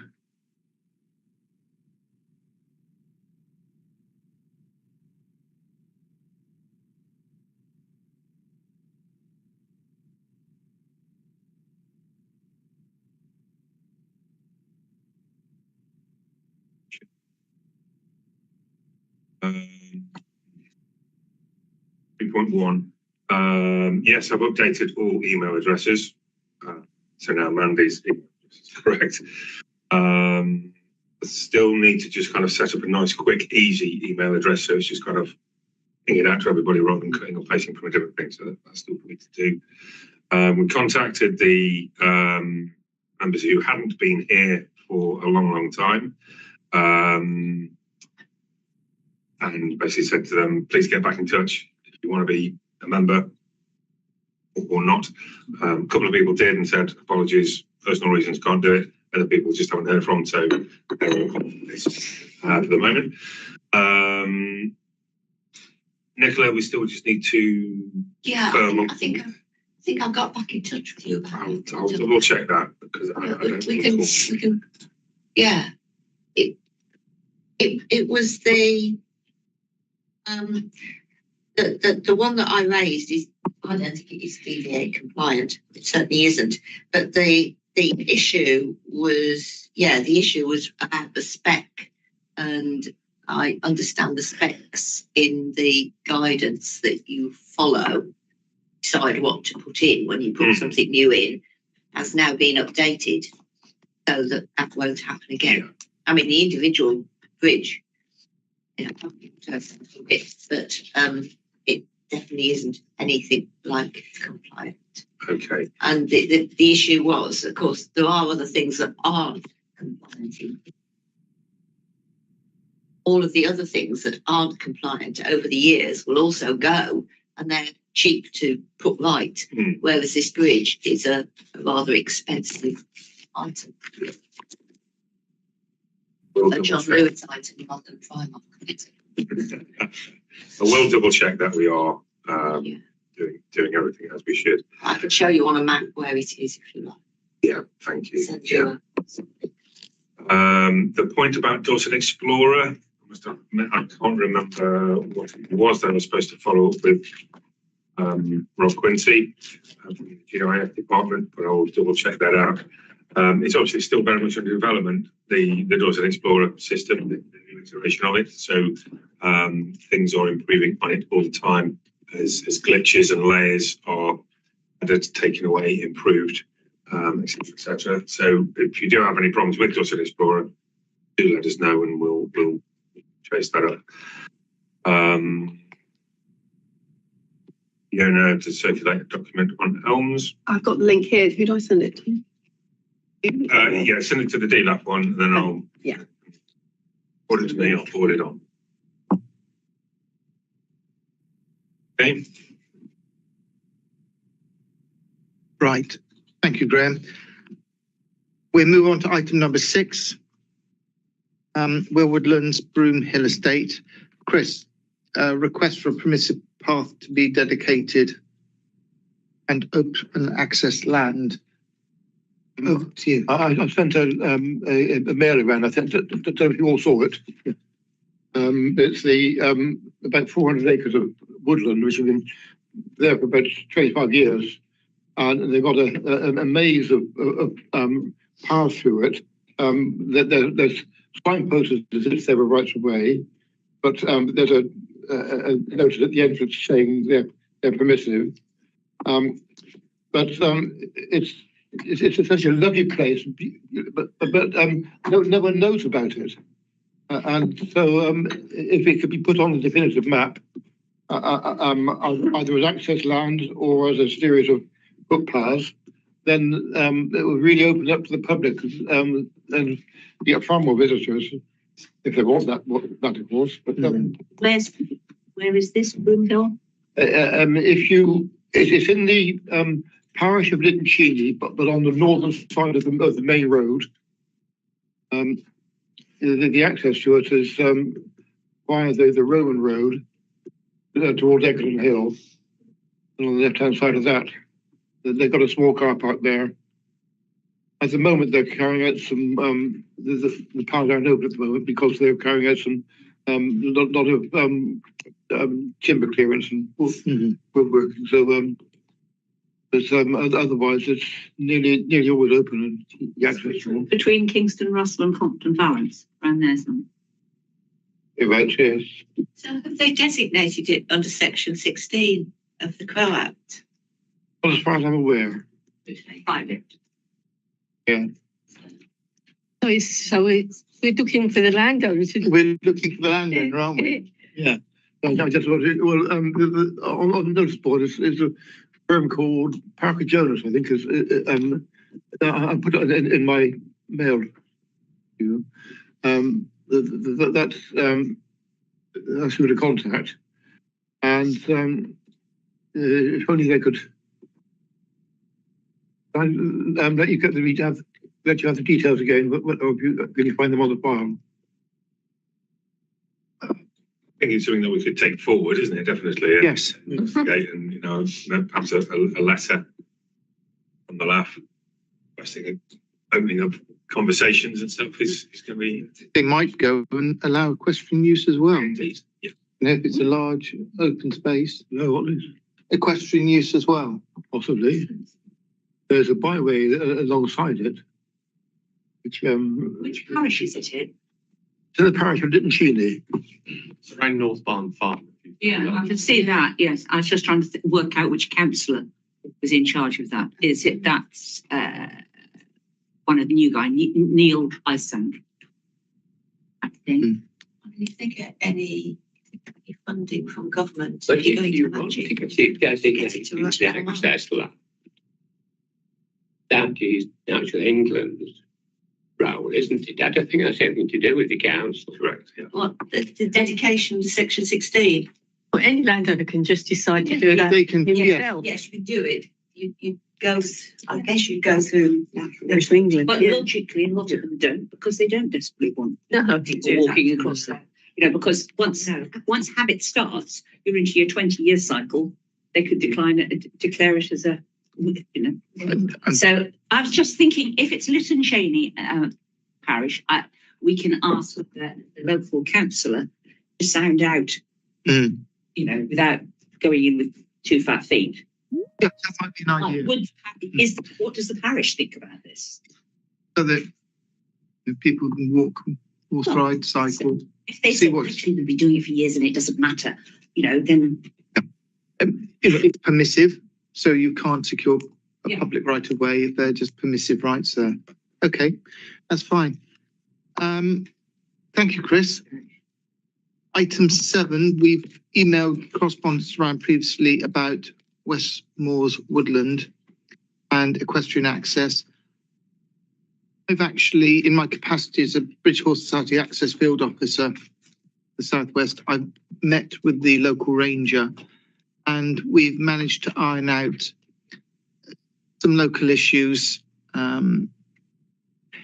It's a common sense approach, shall we say, where I think in future riders need to be aware of the sensitivities of local residents in a particular area around the houses and an area of green space, which they primarily use for dog walking recreation. And on the flip side of the coin, the routes that are available, the tracks that are available away from the houses towards the east, very much the sort of natural habitat where you would expect to see equestrians, and the tracks that are in danger of becoming cut up due to substantial rain. The equestrians have agreed to monitor them and to avoid them when they're beginning to get cut up. You know, it's a common sense approach, and it just requires a common sense view of it from all parties to just get along and enjoy what is a fantastic resource in the countryside there. So I think that can be parked. There's a very good ongoing dialogue with the warden in that area, and he's done a tremendous amount of work between all interested parties, try and get a meaningful method of communication between everybody and an understanding going forward. I think I'll leave it there. I just mentioned, Yes, please, Chris. going back again to the woodlands, some of the routes are marked as bridleways, permissive bridleways. Excellent. Excellent. So I think we're almost there, aren't we? That's good. But in the chat, Will Woodlands, which is the group, the charity that looks after the area, which actually on their website does have the contacts for in Bristol. Oh, okay. Item number 8, Dorset Council Green Space Management and Maintenance. Russ, over to you. Do you want to start with your last thing first? Well, maybe if we just start with kind of area roundup, really. Got a couple of notes from Katie in the Purbeck area and Stu Sample in the west. Maybe then Sophie can do her east bit, I'll do my north bit. So just starting with Purbeck, so this is from Katie Black. She's working on the ECP improvements, ready for opening in 2025. She moved over 1,000 metres of coach path further into the farmer's field and fenced, new path being installed to avoid the 3-mile diversion at Houndstooth. Ready, haven't we, really? Both of these due to the landslips of last winter. Lots of new signage has been installed along the coast path. Fordyce Trail in Sandford was opened up after recognition as a way. The 12 inch of mud and water removed, and the services and service improvements are ongoing. The eventual desire is to have a bridge of the railway to allow access to the shore edge where the Cordite Trail runs. Yeah. But yeah, Don't know where the trail runs. I'm not 100% certain, so I can get some more details on that new route by the sounds of it. She's been working with the National Trust, the British Horse Society and Ramblers to improve links and footpaths, bridleways to give better off-road options in and around Studland, Swanage and Corfe. We have Katie from Stuart Sample in the west. Hay Lane Bridge on W1219 Lyme Regis requires EA approval for any works which will delay replacement. That one's off of, that's a strategic bridge off of the River Lim path. So quite a busy area. So it moved during the last floods quite significantly off its mountain. So we are needing a lot of permission. We had a lot of problems down in a single flood event. Not to mention a wall collapsing that we had to get back up. So, okay. He's had productive meetings with National England regarding the England Coast Path establishment in West Dorset, and they hope to be confirmed by the end of the year, as we've so heard. The footpath across East Cliff is unlikely to be reopened following geological assessment. Proposed bridleway at Chinook is awaiting approval from SGN before work gas networks. Not a lot to report regarding the Maiden Newton Trailway, but things are still progressing in the background. Spear Hay Lane in Holditch, the Parish Council and the Department of Wildlife Advisory Group are leading on contacting the landowner, but I have not heard how this is progressing. Other than that, business as usual, he says. Three-legged cross, does that ring a bell with you, the bridge? It does with Sophie. Sophie. Next. That one we're waiting on the contractor. However, we're perhaps going to put it to him that we give it to someone else who potentially has got more capacity to get it done if he doesn't come back with a sort of a tangible date. Thank you. And then the other update was for E5411, which is the bridleway that's been closed due to the badger set. That was also in Burwood. That's resolved now. That's all fixed and reopened. And yeah, so that's all good to go. That's it from my end. In North Dorset, we have just carried out a load of surfacing work on the section of North Dorset Trailway and surrounding rights of ways in Stallbridge. The bit of trailway we've got there is only about 700 metres long. It is incredibly well used because it's about the only dry spot during the winter in the Stallbridge area. That's worked really, really well. And all thanks really to housing developments in the Section 106 money that we have been able to get in for that. We're also looking at one of the new housing estates next door, where we have next door to the trailway, where we have linked in to their site footpath network to dedicate all of the sites footpaths or routes around their open space as public rights of way to basically just alleviate a few issues with the housing development. We're kind of taking on the responsibility for that ongoing maintenance and getting about an extra mile of public rights of way. And the rest of North Dorset, water, certainly last week, and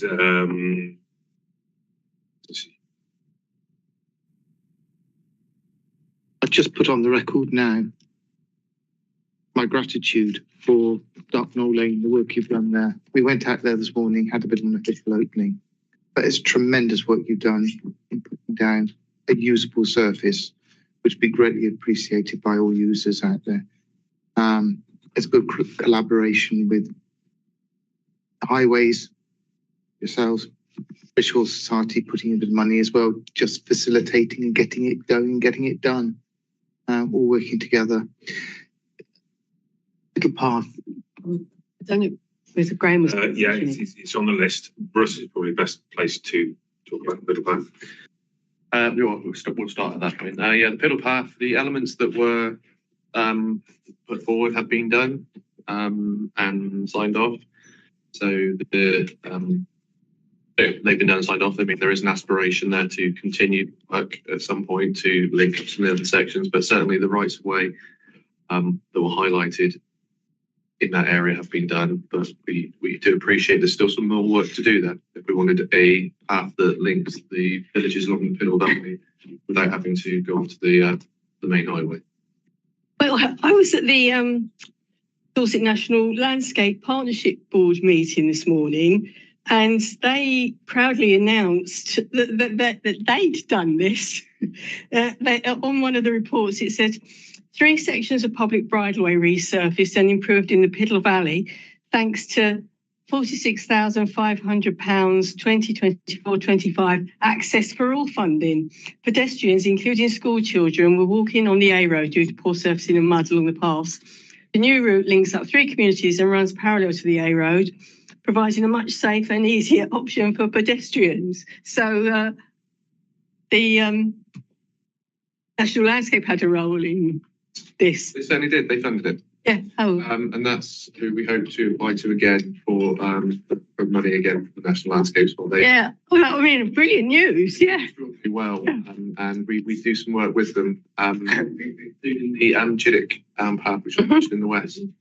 I think we've spoken about this one before. The aspiration there to get Chiddick connected to Bridport via a bridleway, and we've had some very, very lovely landowners who've given us the piece of land. Unfortunately, SGN didn't know where their infrastructure was, so we had to dig trial holes to try and find where their infrastructure was because the pipe was made out of a material that could not be traced. So that work has been done. The rams have now been sent in, so we are hoping to get the green light to go and get that right away surface down, at least to the top of the hill, and then we can move forward with other parts of that stretch. The actual pole ambition is Lyme Regis to Bridport as a we like to be ambitious, and actually this ambition has actually come from the parish and the people, and so we'd love to get involved, and where we can we're going to assist and drive this forward. So sorry, going back to the money for the Piddle Path, did Dorset Council go to them and say, have you got any money we could use for this? So how does it work in practice? So we speak to our colleagues in natural environment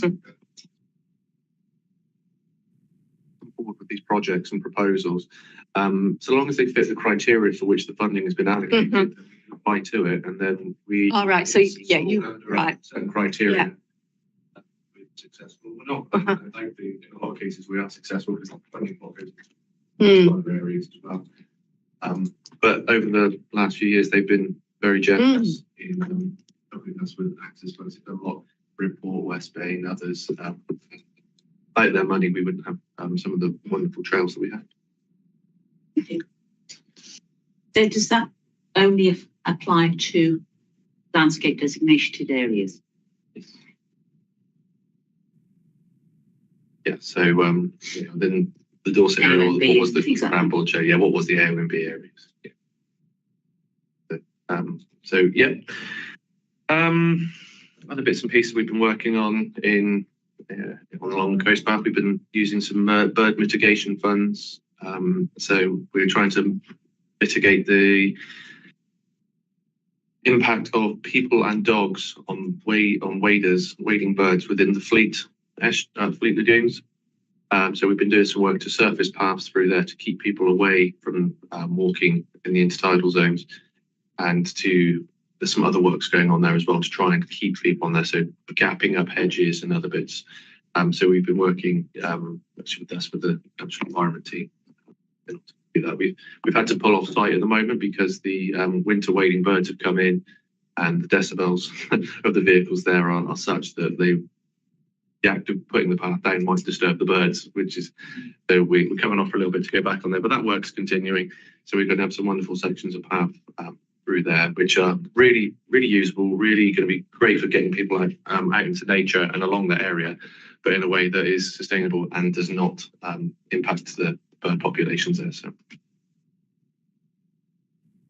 As Graham alluded to, I think we're all aware of, one of our biggest impacts at the moment is in relation to how much water falls out of the sky and how quickly it seems to come. We are at the mercy of a lot of orographic flow, so water running down off of the hills, and where it does, rights of way seem to be its prime medium of choice when it decides which way it wants to travel. Especially when they've been eroded. Yes, so yeah. And also with historic land drains that may empty that way. So we've been working across the board with our flood management team and looking at either slow the water down in the catchments or get it to go somewhere else entirely. Either of which are very easy. But we will be working again with other colleagues upstairs to look at some natural flood management schemes. So we've actually implemented one on one of our sites up at Hillfield, whereby we put in a series of ponds to attenuate the water, just let it slowly go down through the catchment rather than just taking down in a torrent. So these are not cheap methods, but this is again working with landowners, working in partnership with a lot of other people. So we need to do something because our infrastructure is at risk.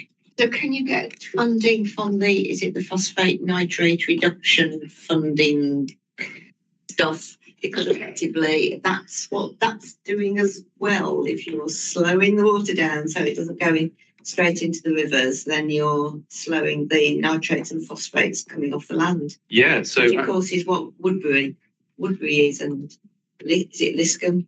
So huge amounts of funding for that, and I think there's supposed to be a lot more coming that way, isn't there? There is. So yeah, we've been working with our National Landscapes team, formerly the AONB, and also our Natural Environment team, who are looking after the nitrate vulnerable zones and the nitrate mitigation measures. And actually, the money that we used on our Hillfield site came from over the border, actually, because our catchment. The catchments don't follow the county boundaries. Yeah. So they didn't want our water so quickly in Somerset is effectively what they gave us. But yeah, so there's a lot of cross catchment working as well. So but yes, there's various funding streams.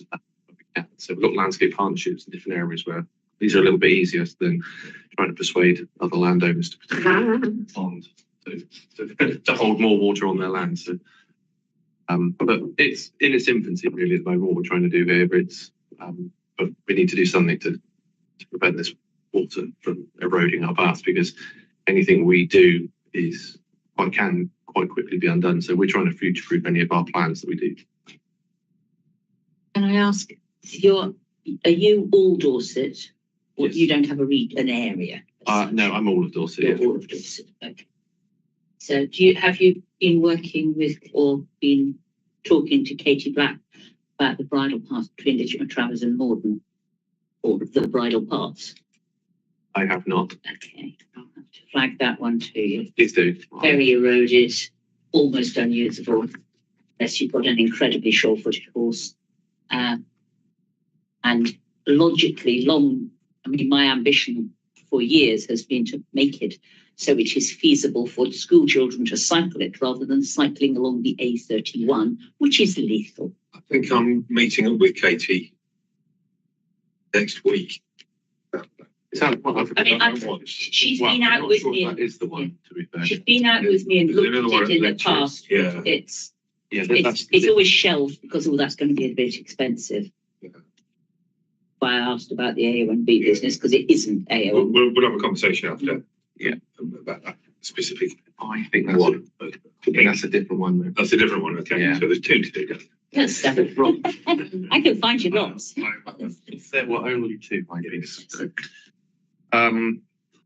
yes, what else do we have on my list of things to talk about? So we just go, we're nearly at the end of the year, so we talk about sort of the statistics brought by from the teams. We've had reports from members of the public regarding rights of way issues, or just reports for requests for service. We've had quite a lot again this year. We are probably at about the same number that we've had in the last couple of years already, with a month to go. So we have had a lot. A lot of them are related to water. But part of this service is the more reports we get is also an indication of how many more people are actually out on the network, and also the requests from people who want the network to be as best as it possibly can be. So of course that's our aspiration as well. But we have cleared more jobs than we've received this year. So as we all know, we have a backlog of issues. Some of those are more complicated than others. So we have tipped the balance already this year. So we have cleared more jobs than we've received. With a month ago, I didn't see that changing, because we of course over the May, June, July, August period, we have a lot of cutting to do, including the highway network. So we haven't got so much of that confliction with our team usage. And I see we've got the ever-present agenda element, which is the ROIP.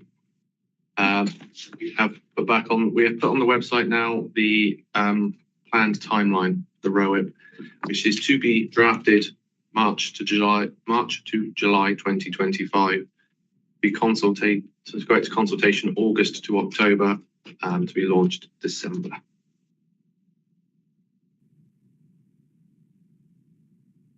Good luck, Russ. Thank you. I'm actually, as an aspirational document, I'm very much looking forward to getting out there. But it's, we've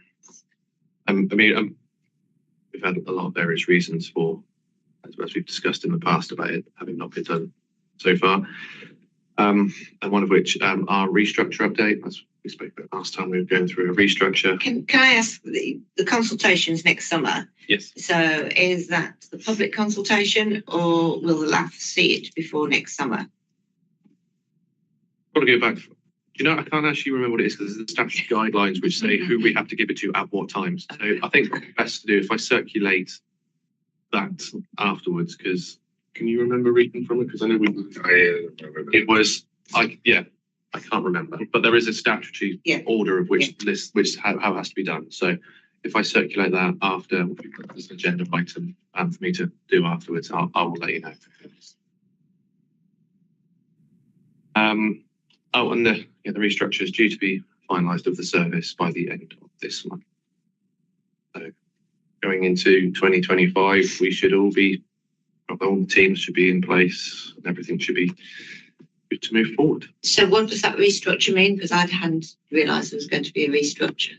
I mean, so we moving it's just come back from consultation. There's a couple of headlines that we're just changing a couple of the areas around, just changing a couple of just administration really when it comes to that side of the restructure, just having a look at process, seeing where our depots are, moving people around, moving areas around to make sure that we are efficiently managing all of our aspects all at once.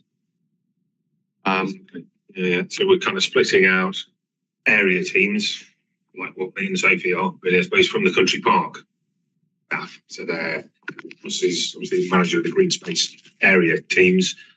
There's another chap, Carl Prince, who's managing the country parks, whereas at the moment they're all merged. So, for example, Katie manages Dorset and the area. Tricia is one of those roles.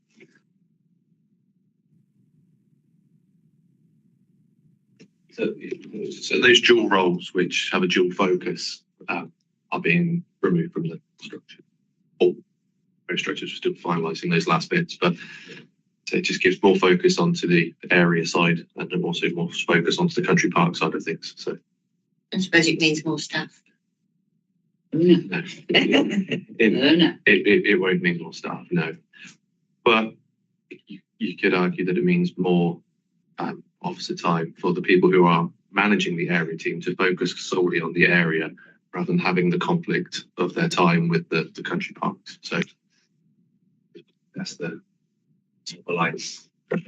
Let's say that's due to be finished and finalised by the end of this month. So and bits you want to well, it's just the bits in the Dorset Council update is more kind of laugh related, I suppose, really. As you said earlier on, we've lost quite a few members, so we really need to focus on a bit more recruitment. So if you know of anybody who would like to be on, let's get that out there. We should probably have a conversation probably early into the new year about the whole process of recruitment, because that is it's a laid out method of it as well. It seems to be quite an onerous one, which will need everyone's involvement in, really. But yeah, initially, if you know of anybody that would like to be interested, then please point them in our direction and we can begin that process. The only other bit I wanted to mention is that currently Darren, who you might be able to see is one of those named people, is our IT chap recording this for YouTube. I'd like to propose that we no longer do that. It's had very few hits.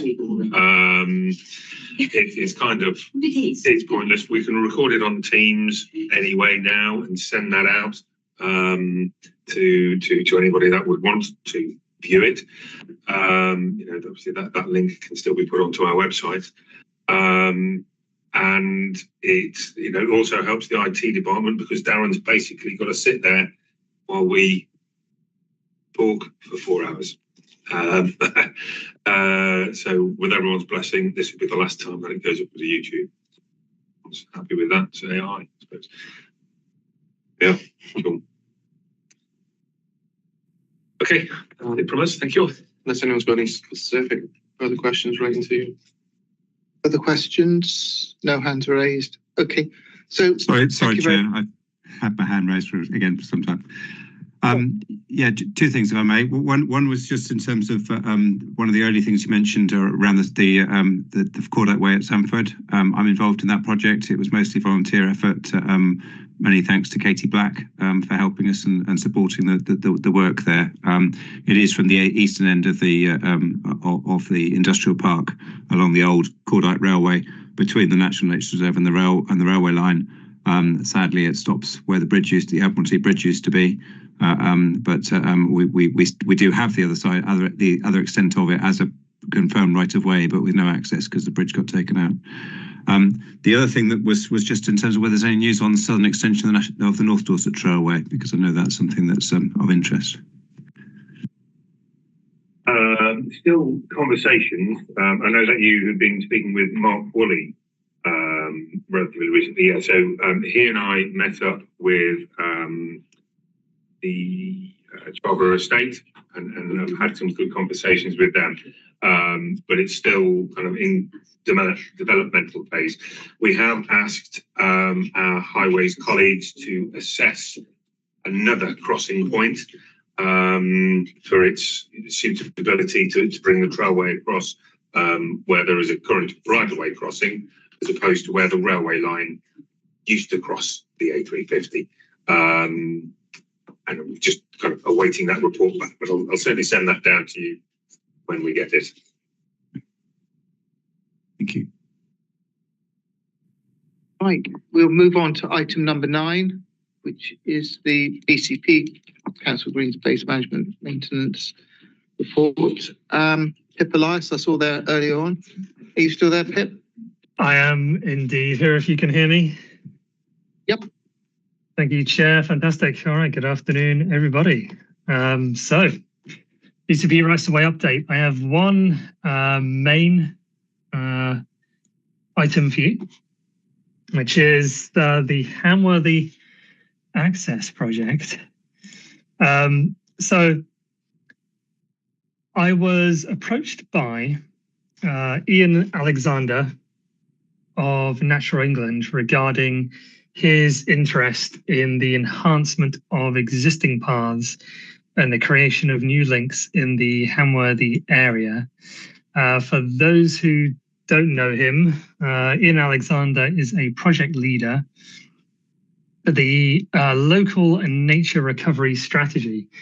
And his interest is in pursuing things like rewilding and the creation of wildlife corridors, but also the scope of Ian's work includes opening up better access for marginalized groups who may find it difficult to access the natural environment, whether that's people living in poorer areas or individuals who may require the assistance of mobility equipment.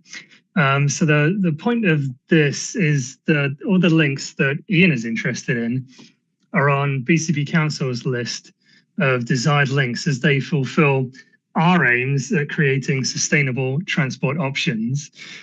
So the obvious thing to do was for me to meet up with Ian, and so we spent an afternoon having a look at all the paths to that end. And once the routes have all been sort of specified, Ian will then proceed with his bidding process within Natural England to fund the development of the routes. So almost everything here is actually also within the Rights of Way Improvement Plan.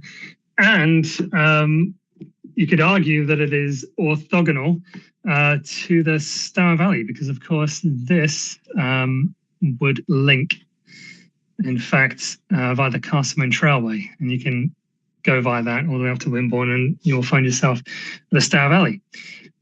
So this is going to be in the style of actually a bit of a virtual site visit. They say show rather than tell. So I took pictures of everything. We're all going to go and have a virtual stroll along. But just before that, I just thought I'd poke my nose over the fence to Dorset. I hope you don't mind.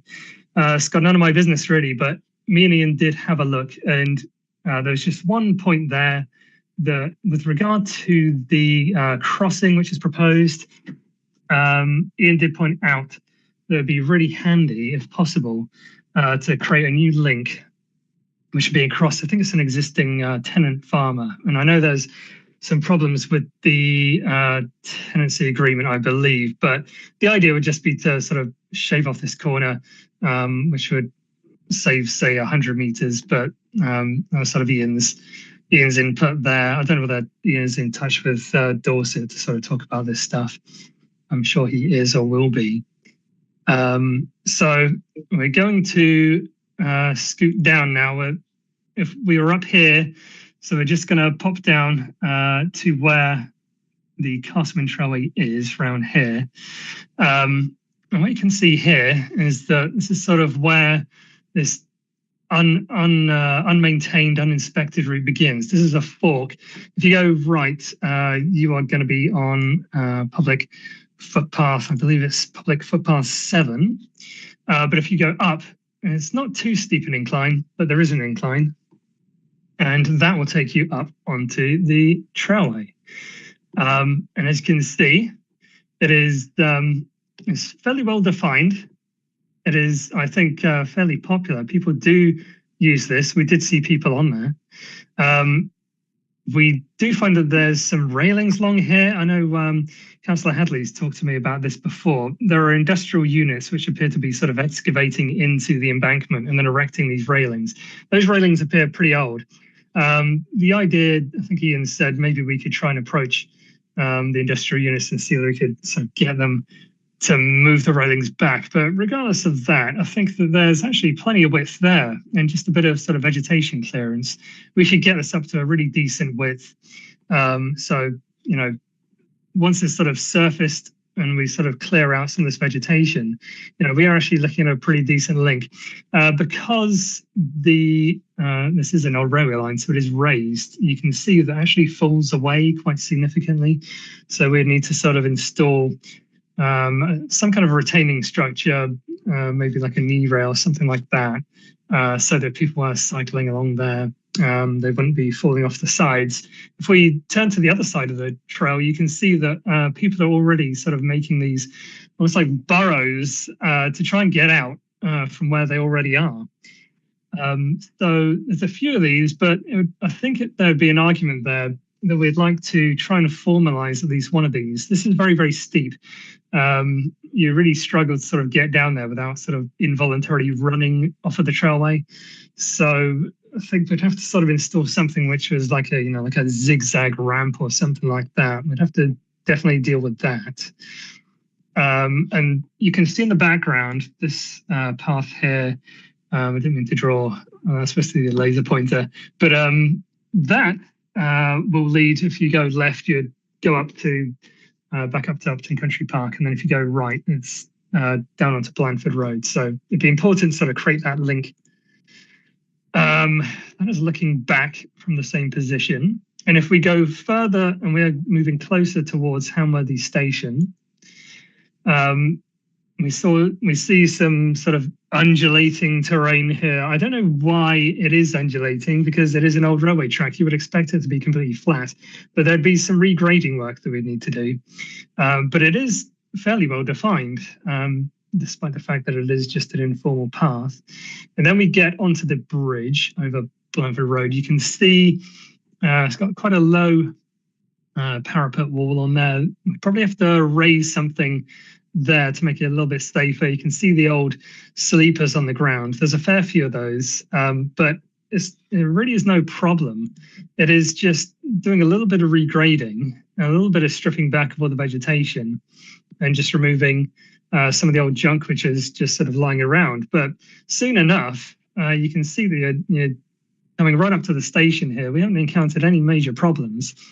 And we're actually, you see this chain link fence here. If you were to create a hole in that fence, you would actually be stood on the platform of Hamworthy Station.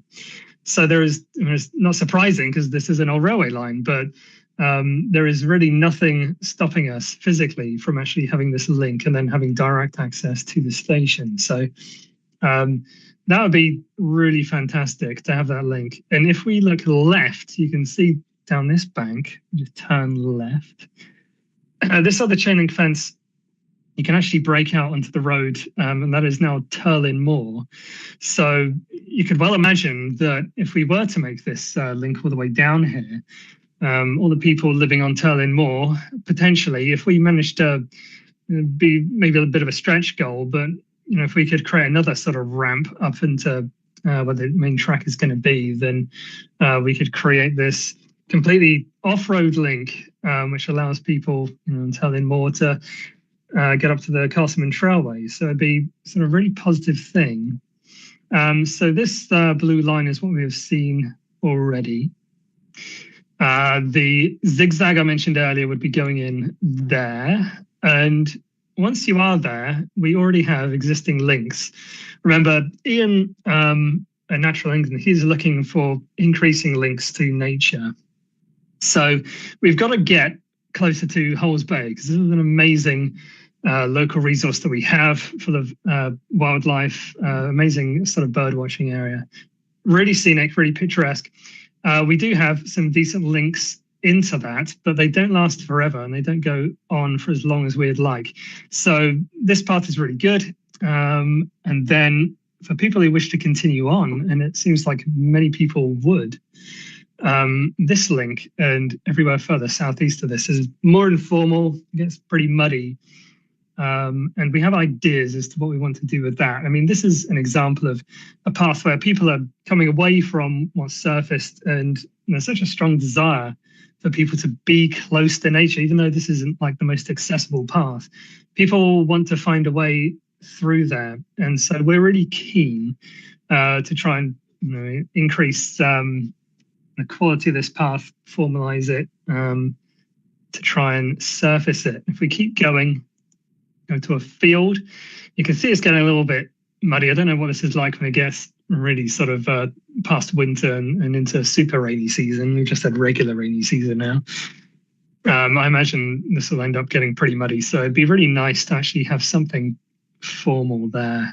Maybe like a bound gravel surface, something like that. I wouldn't really want asphalt necessarily because that can sort of ruin the sight of it. But then it opens up this field. And then as we move closer south, you can see we're moving closer to sort of a shipyard here. And then we start getting very constrained. Actually end up getting pinned between the shipyard and these houses along here. But actually, if we were to strip back the vegetation along here, you've almost got it to the width where you could have sort of mixed use along here.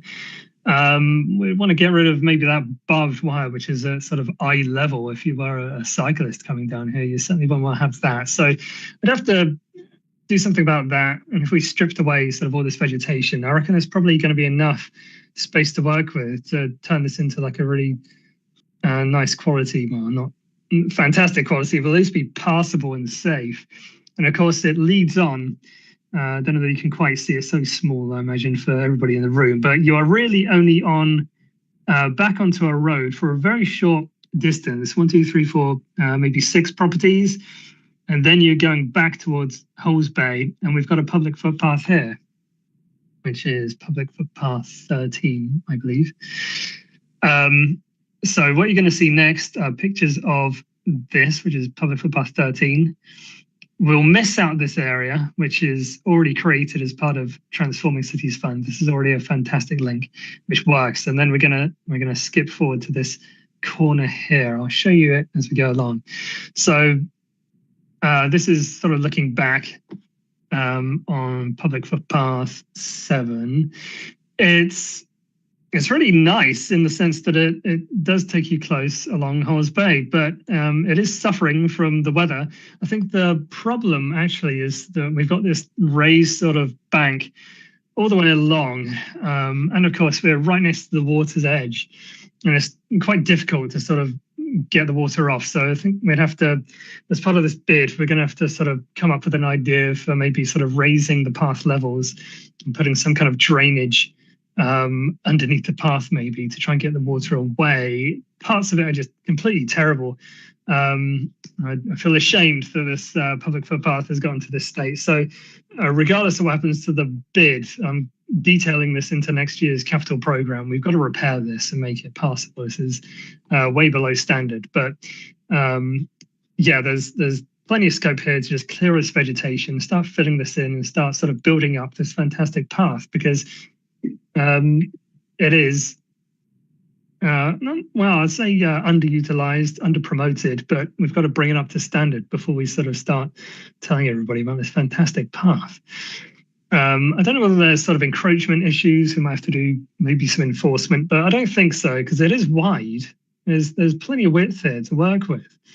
It's just a really good path, and it takes you all the way down towards Carter School. So, school kids are going to be using this if we get it up to standard. They're going to be off the road. Maybe some trees, which might be a little bit awkward to sort of navigate. We might have to sort of weave in amongst there. I don't know what's going to happen there, but as I said, we're just going to skip forward now. We've passed beyond that path now. We've gone down a track, and now we are beyond Hamworthy BMX track, and this is all very informal. You would never, if you were passing along this bridleway here and you saw the BMX track, this is all just completely overgrown. There's no visual indication that there is any sort of a path beyond this point. It is completely only known to local residents, and you can see it's very informal. We have fallen trees and stuff. It's not inspected or maintained, but people want to use this. You can see this is looking back, but if we look forward, you can see this area, I think, is owned by this the power company.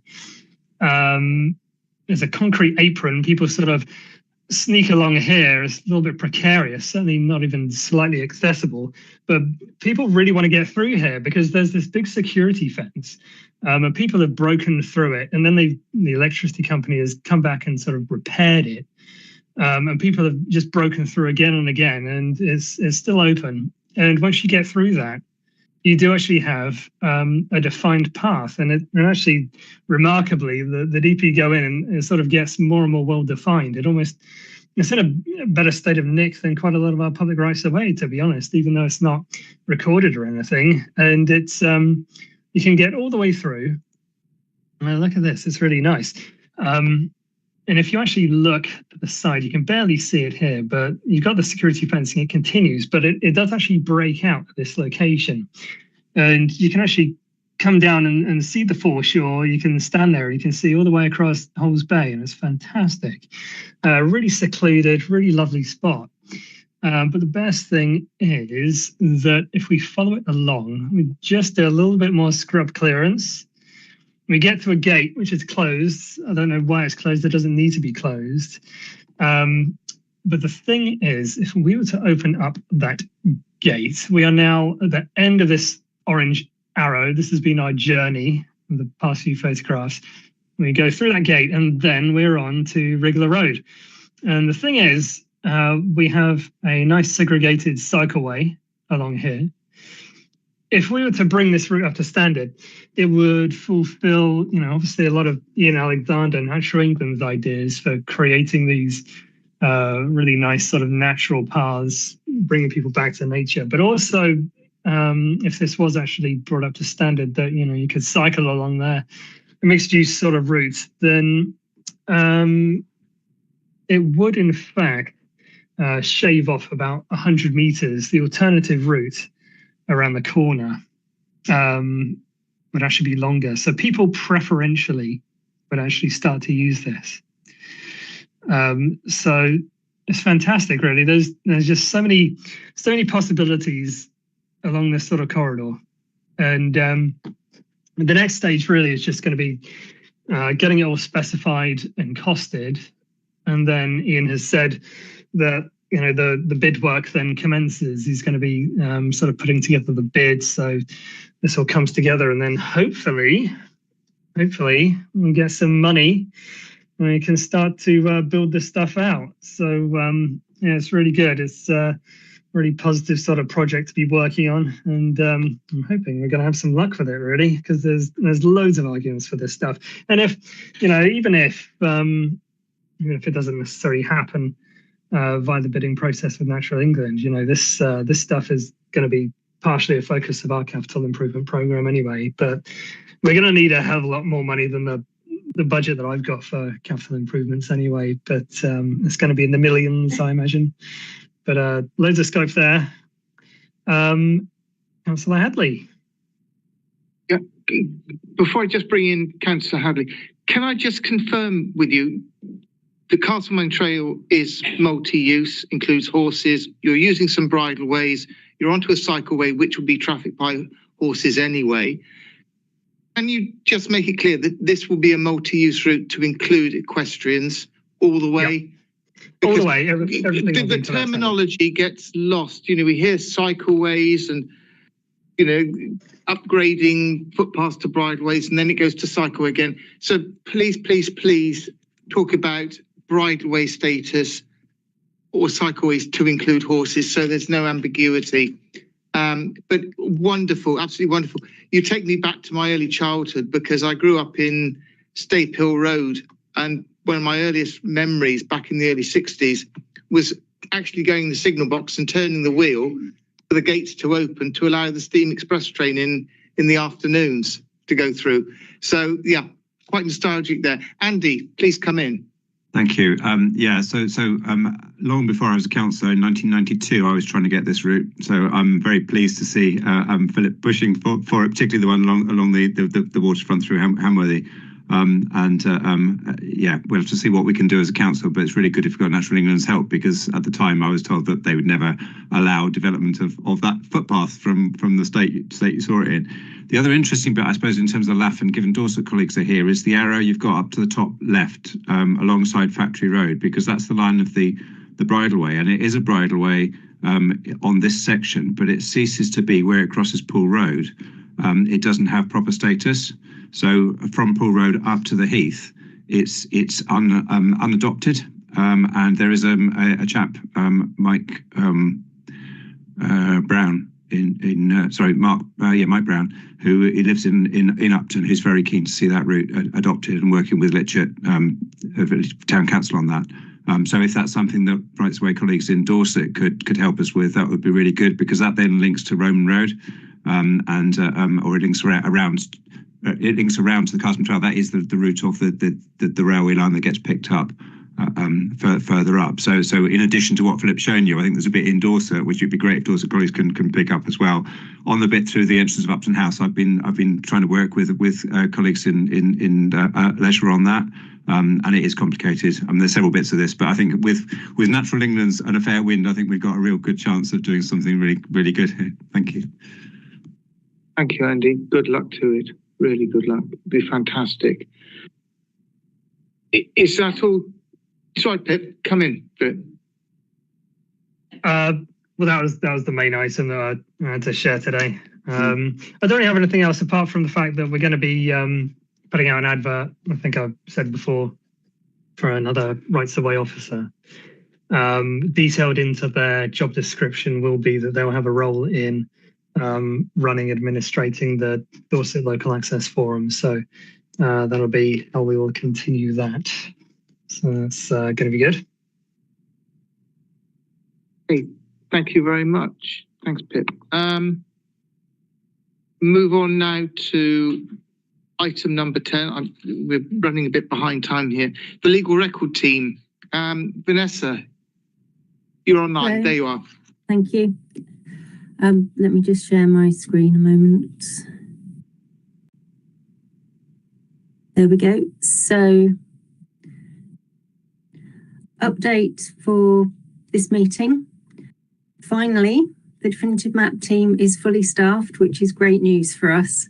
Our new definitive map assistant started in September, and she's picking things up really well. That's Rachel Coburn. So you may or may not get correspondence from her periodically, but she's the first point of contact for monitoring our definitive map team generics email inbox.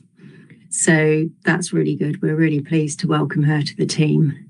Unfortunately, she's only part-time, but that's all the resource we had. That post has always been part-time. One day it may be full-time, but we'll just make do with what we have now. But it's really good to have Rachel on board.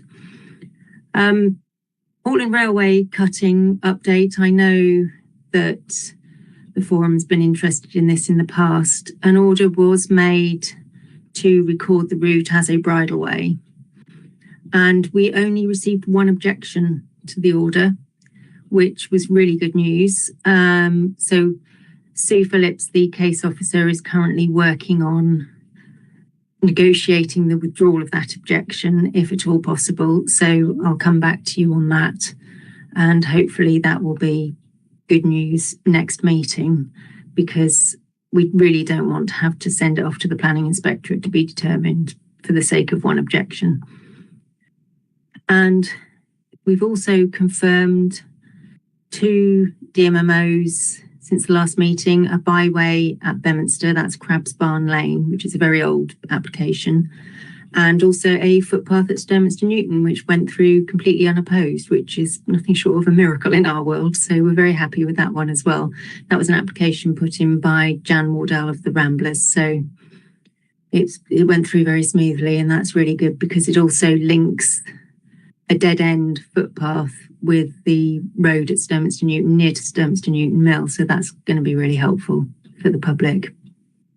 And also, since the last meeting, we've confirmed 4 public path orders, which is footpath 14 Lidlinch at Hayden Grange, also footpath 16 and 17 Marshwood at Hackridge Farm, footpath 93 Thorncombe at Vembury Farm, and a Town and Country Planning Act diversion, which was footpath 3 at Bryanston, near to Lower Bryanston Farm, for the development to be accommodated. So moving on to the figures now, I just wanted to sort of, prior to moving on to the figures, just want to let you know that we have been working really hard and things have been happening. It's just I'm conscious that the stats don't really change that much each time I report to you. So we currently have 240 DMMO cases not started.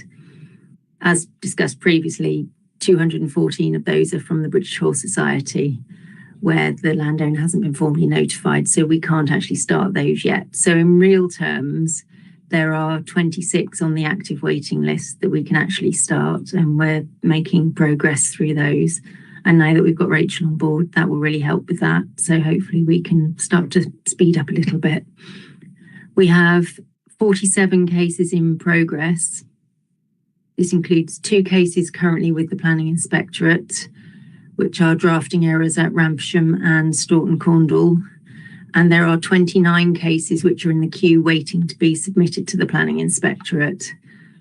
We haven't submitted any recently because we've got a public inquiry scheduled for Tuesday, the 10th of December, which has been incredibly time consuming for the team.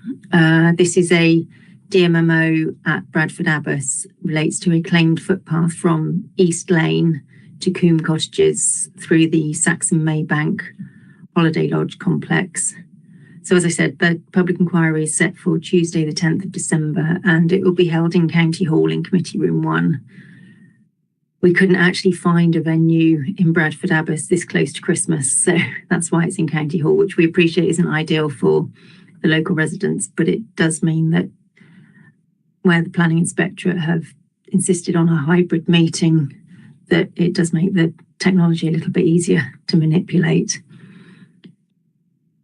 And the current situation regarding public path orders, we have 11 cases not started, and that's a backlog is accumulated largely because we've had 6 rail crossing order applications from Network Rail. They did warn us some time ago that they would be putting in quite a few applications, and they're pacing themselves and doing them in blocks. So we've had the first 6 now. There are a few issues with them, so they're not fully complete as applications yet, but they will be sorted out soon. We have 34 cases in progress. 10 of these are Town and Country Planning Act cases associated with development, and 3 have had orders made, and we're just waiting for the works to be completed by the applicant so that the orders can be signed off and confirmed. And we have 1 PPO case currently with the Planning Inspectorate, which is Chantry Farm, Bedminster diversion and extinguishment order. We've had 1 objection to that from the Open Spaces Society. So that's waiting for the Planning Inspectorate to come back to us. That was submitted a couple of months ago. And there's 1 other PPO case waiting to be submitted to PINS, which is at Gachet Farm, Thorncombe. It's just where it needs a slight amendment to the order. We didn't have any objections. There was just a width issue with some bridges. So that shouldn't be too complicated, and we'll try and get that one sent off as soon as we can. And that's it, really. Whistle Stop Tour update. I don't know if anyone's got any questions. Quick question from me, Vanessa. Going back to Portland, the railway cutting, yes. I thought the order was confirmed, actually, but are you able to enlighten the committee to the nature of the objection? Because it's so well used and it's impossible to stop up. I was just wondering if you could say who had made the objection and what the nature of the objection was. The objection was actually made by the original applicant, because he doesn't want a bridleway, he wants it to be a footpath. So we are working with him to sort of try and alleviate some of his concerns and explain the situation to him, and hopefully he will withdraw his objection, but that's where we stand with it at the moment. While the objection is outstanding, we can't confirm the order, so Sue is working hard to try and sort of negotiate a withdrawal. It's so well used by horses. Yeah, I know. It's just, we have this objection. And how incredible. It's quite unusual, I have to say. But, you know, he obviously has genuine concerns about it. So we're working with him, and hopefully he will reconsider and withdraw. Let us hope so, for the greater good. I saw something flash up and down, and I can't see the hand. Was there somebody else? No. 5 minutes. It's 5 minutes left. Oh, right. Okay. We'll have to kick on here. Right. Thank you very much indeed, Vanessa. Okay, thank you. Thank you. Briefly, item 11, member feedback. It's about rights of way and access prepared by Fiona and Janet for circulation. Say something. Please. There were a number of actions that came up at the last meetings that were really looking at making more people aware of the LAF and its activities. One being the writing to Dorset Council and BCP, which I think Nikki circulated with the changes of after the elections, etc. Someone has circulated. But one was pointed at me to base the activities of the LAF with the local nature partnership. I think actually it meant the landscape recovery schemes that the farmers are delivering. And I was writing some stuff up about those anyway. So I drafted a note which is cut and pasted from all the existing information and circulated it to Janet. Really just to give all these new projects and farm groups a list of where you get information on access and the LAF and what our duties are and where they find information. One of the questions which came up was, where is the opportunity map that will be behind the ROEB? Does that still exist? I don't know. That was an action as well. I don't know if you've managed to find it. It will be within the files. Within all the original documents, it'll be there. The LAF, I then also went to speak to one of the local recovery schemes, the Wareham Arc, and asked them what they were doing about access. And they assured me that they actually have a duty to consider access in these schemes. And they are in the process of doing their 2-year development, which will go to DEFRA in June 25. That was good news that they're considering it. And they are actually doing quite a lot of public consultation, which includes access to green space, etc. And it would be really helpful to put that, them to have access to the opportunity mapping and for that to go on to the opportunity mapping. However, the slightly bad news is they have said, well, we're not doing any new because farmers don't want any. We'll just do some maps of the existing. However, they did offer to come and speak to us, and I said it'd probably be good to come before you finalise what you do and comment rather than turning up with your finished production. So really, it was a question whether anyone has looked at the notice circulated. It really needs to be more plain English note probably, but how we get that information out to all the farmer groups and their project. Well, why don't you just send it to the nature friendly farming group? Well, that's one, certainly one I can share it to, but there's a lot of other schemes at the moment. They all talk to each other. If you talk to it, there's about 5 farmers in Dorset. If you talk to them, they spread the word. It's really getting it to the project office as well, because all these new projects actually employ project officers. So I can speak to Dorset Council and get into Amy Smith. I'll take your board. You go do something. Go to through FWAG, because they don't get to everybody. I actually have DEFRA or Natural England.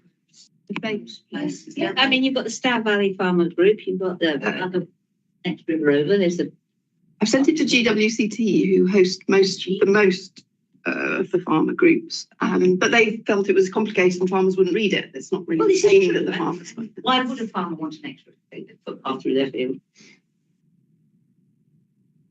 But on the other hand, they can be paid. They can be paid for access. They can be paid to help their local community by doing a little join up past difficult corners. In that case, it probably ought to go to the nature recovery team, because they're the people who are filling in the map, which is Amy Smith.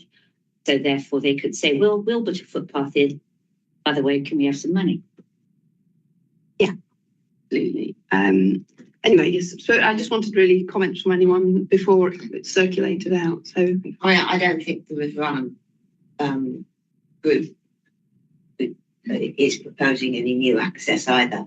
I mean, what they're proposing is basically a sort of a little visitor centre type of thing with webcam stuff, so you can see. Yeah, I have spoken to them. It's more. I'm sorry to cut in, but I think we're in the dying seconds. So, any other business ratifications? I don't think we have any. Any other business? I'm going to leave. Date of the next meeting. Shall we circulate it?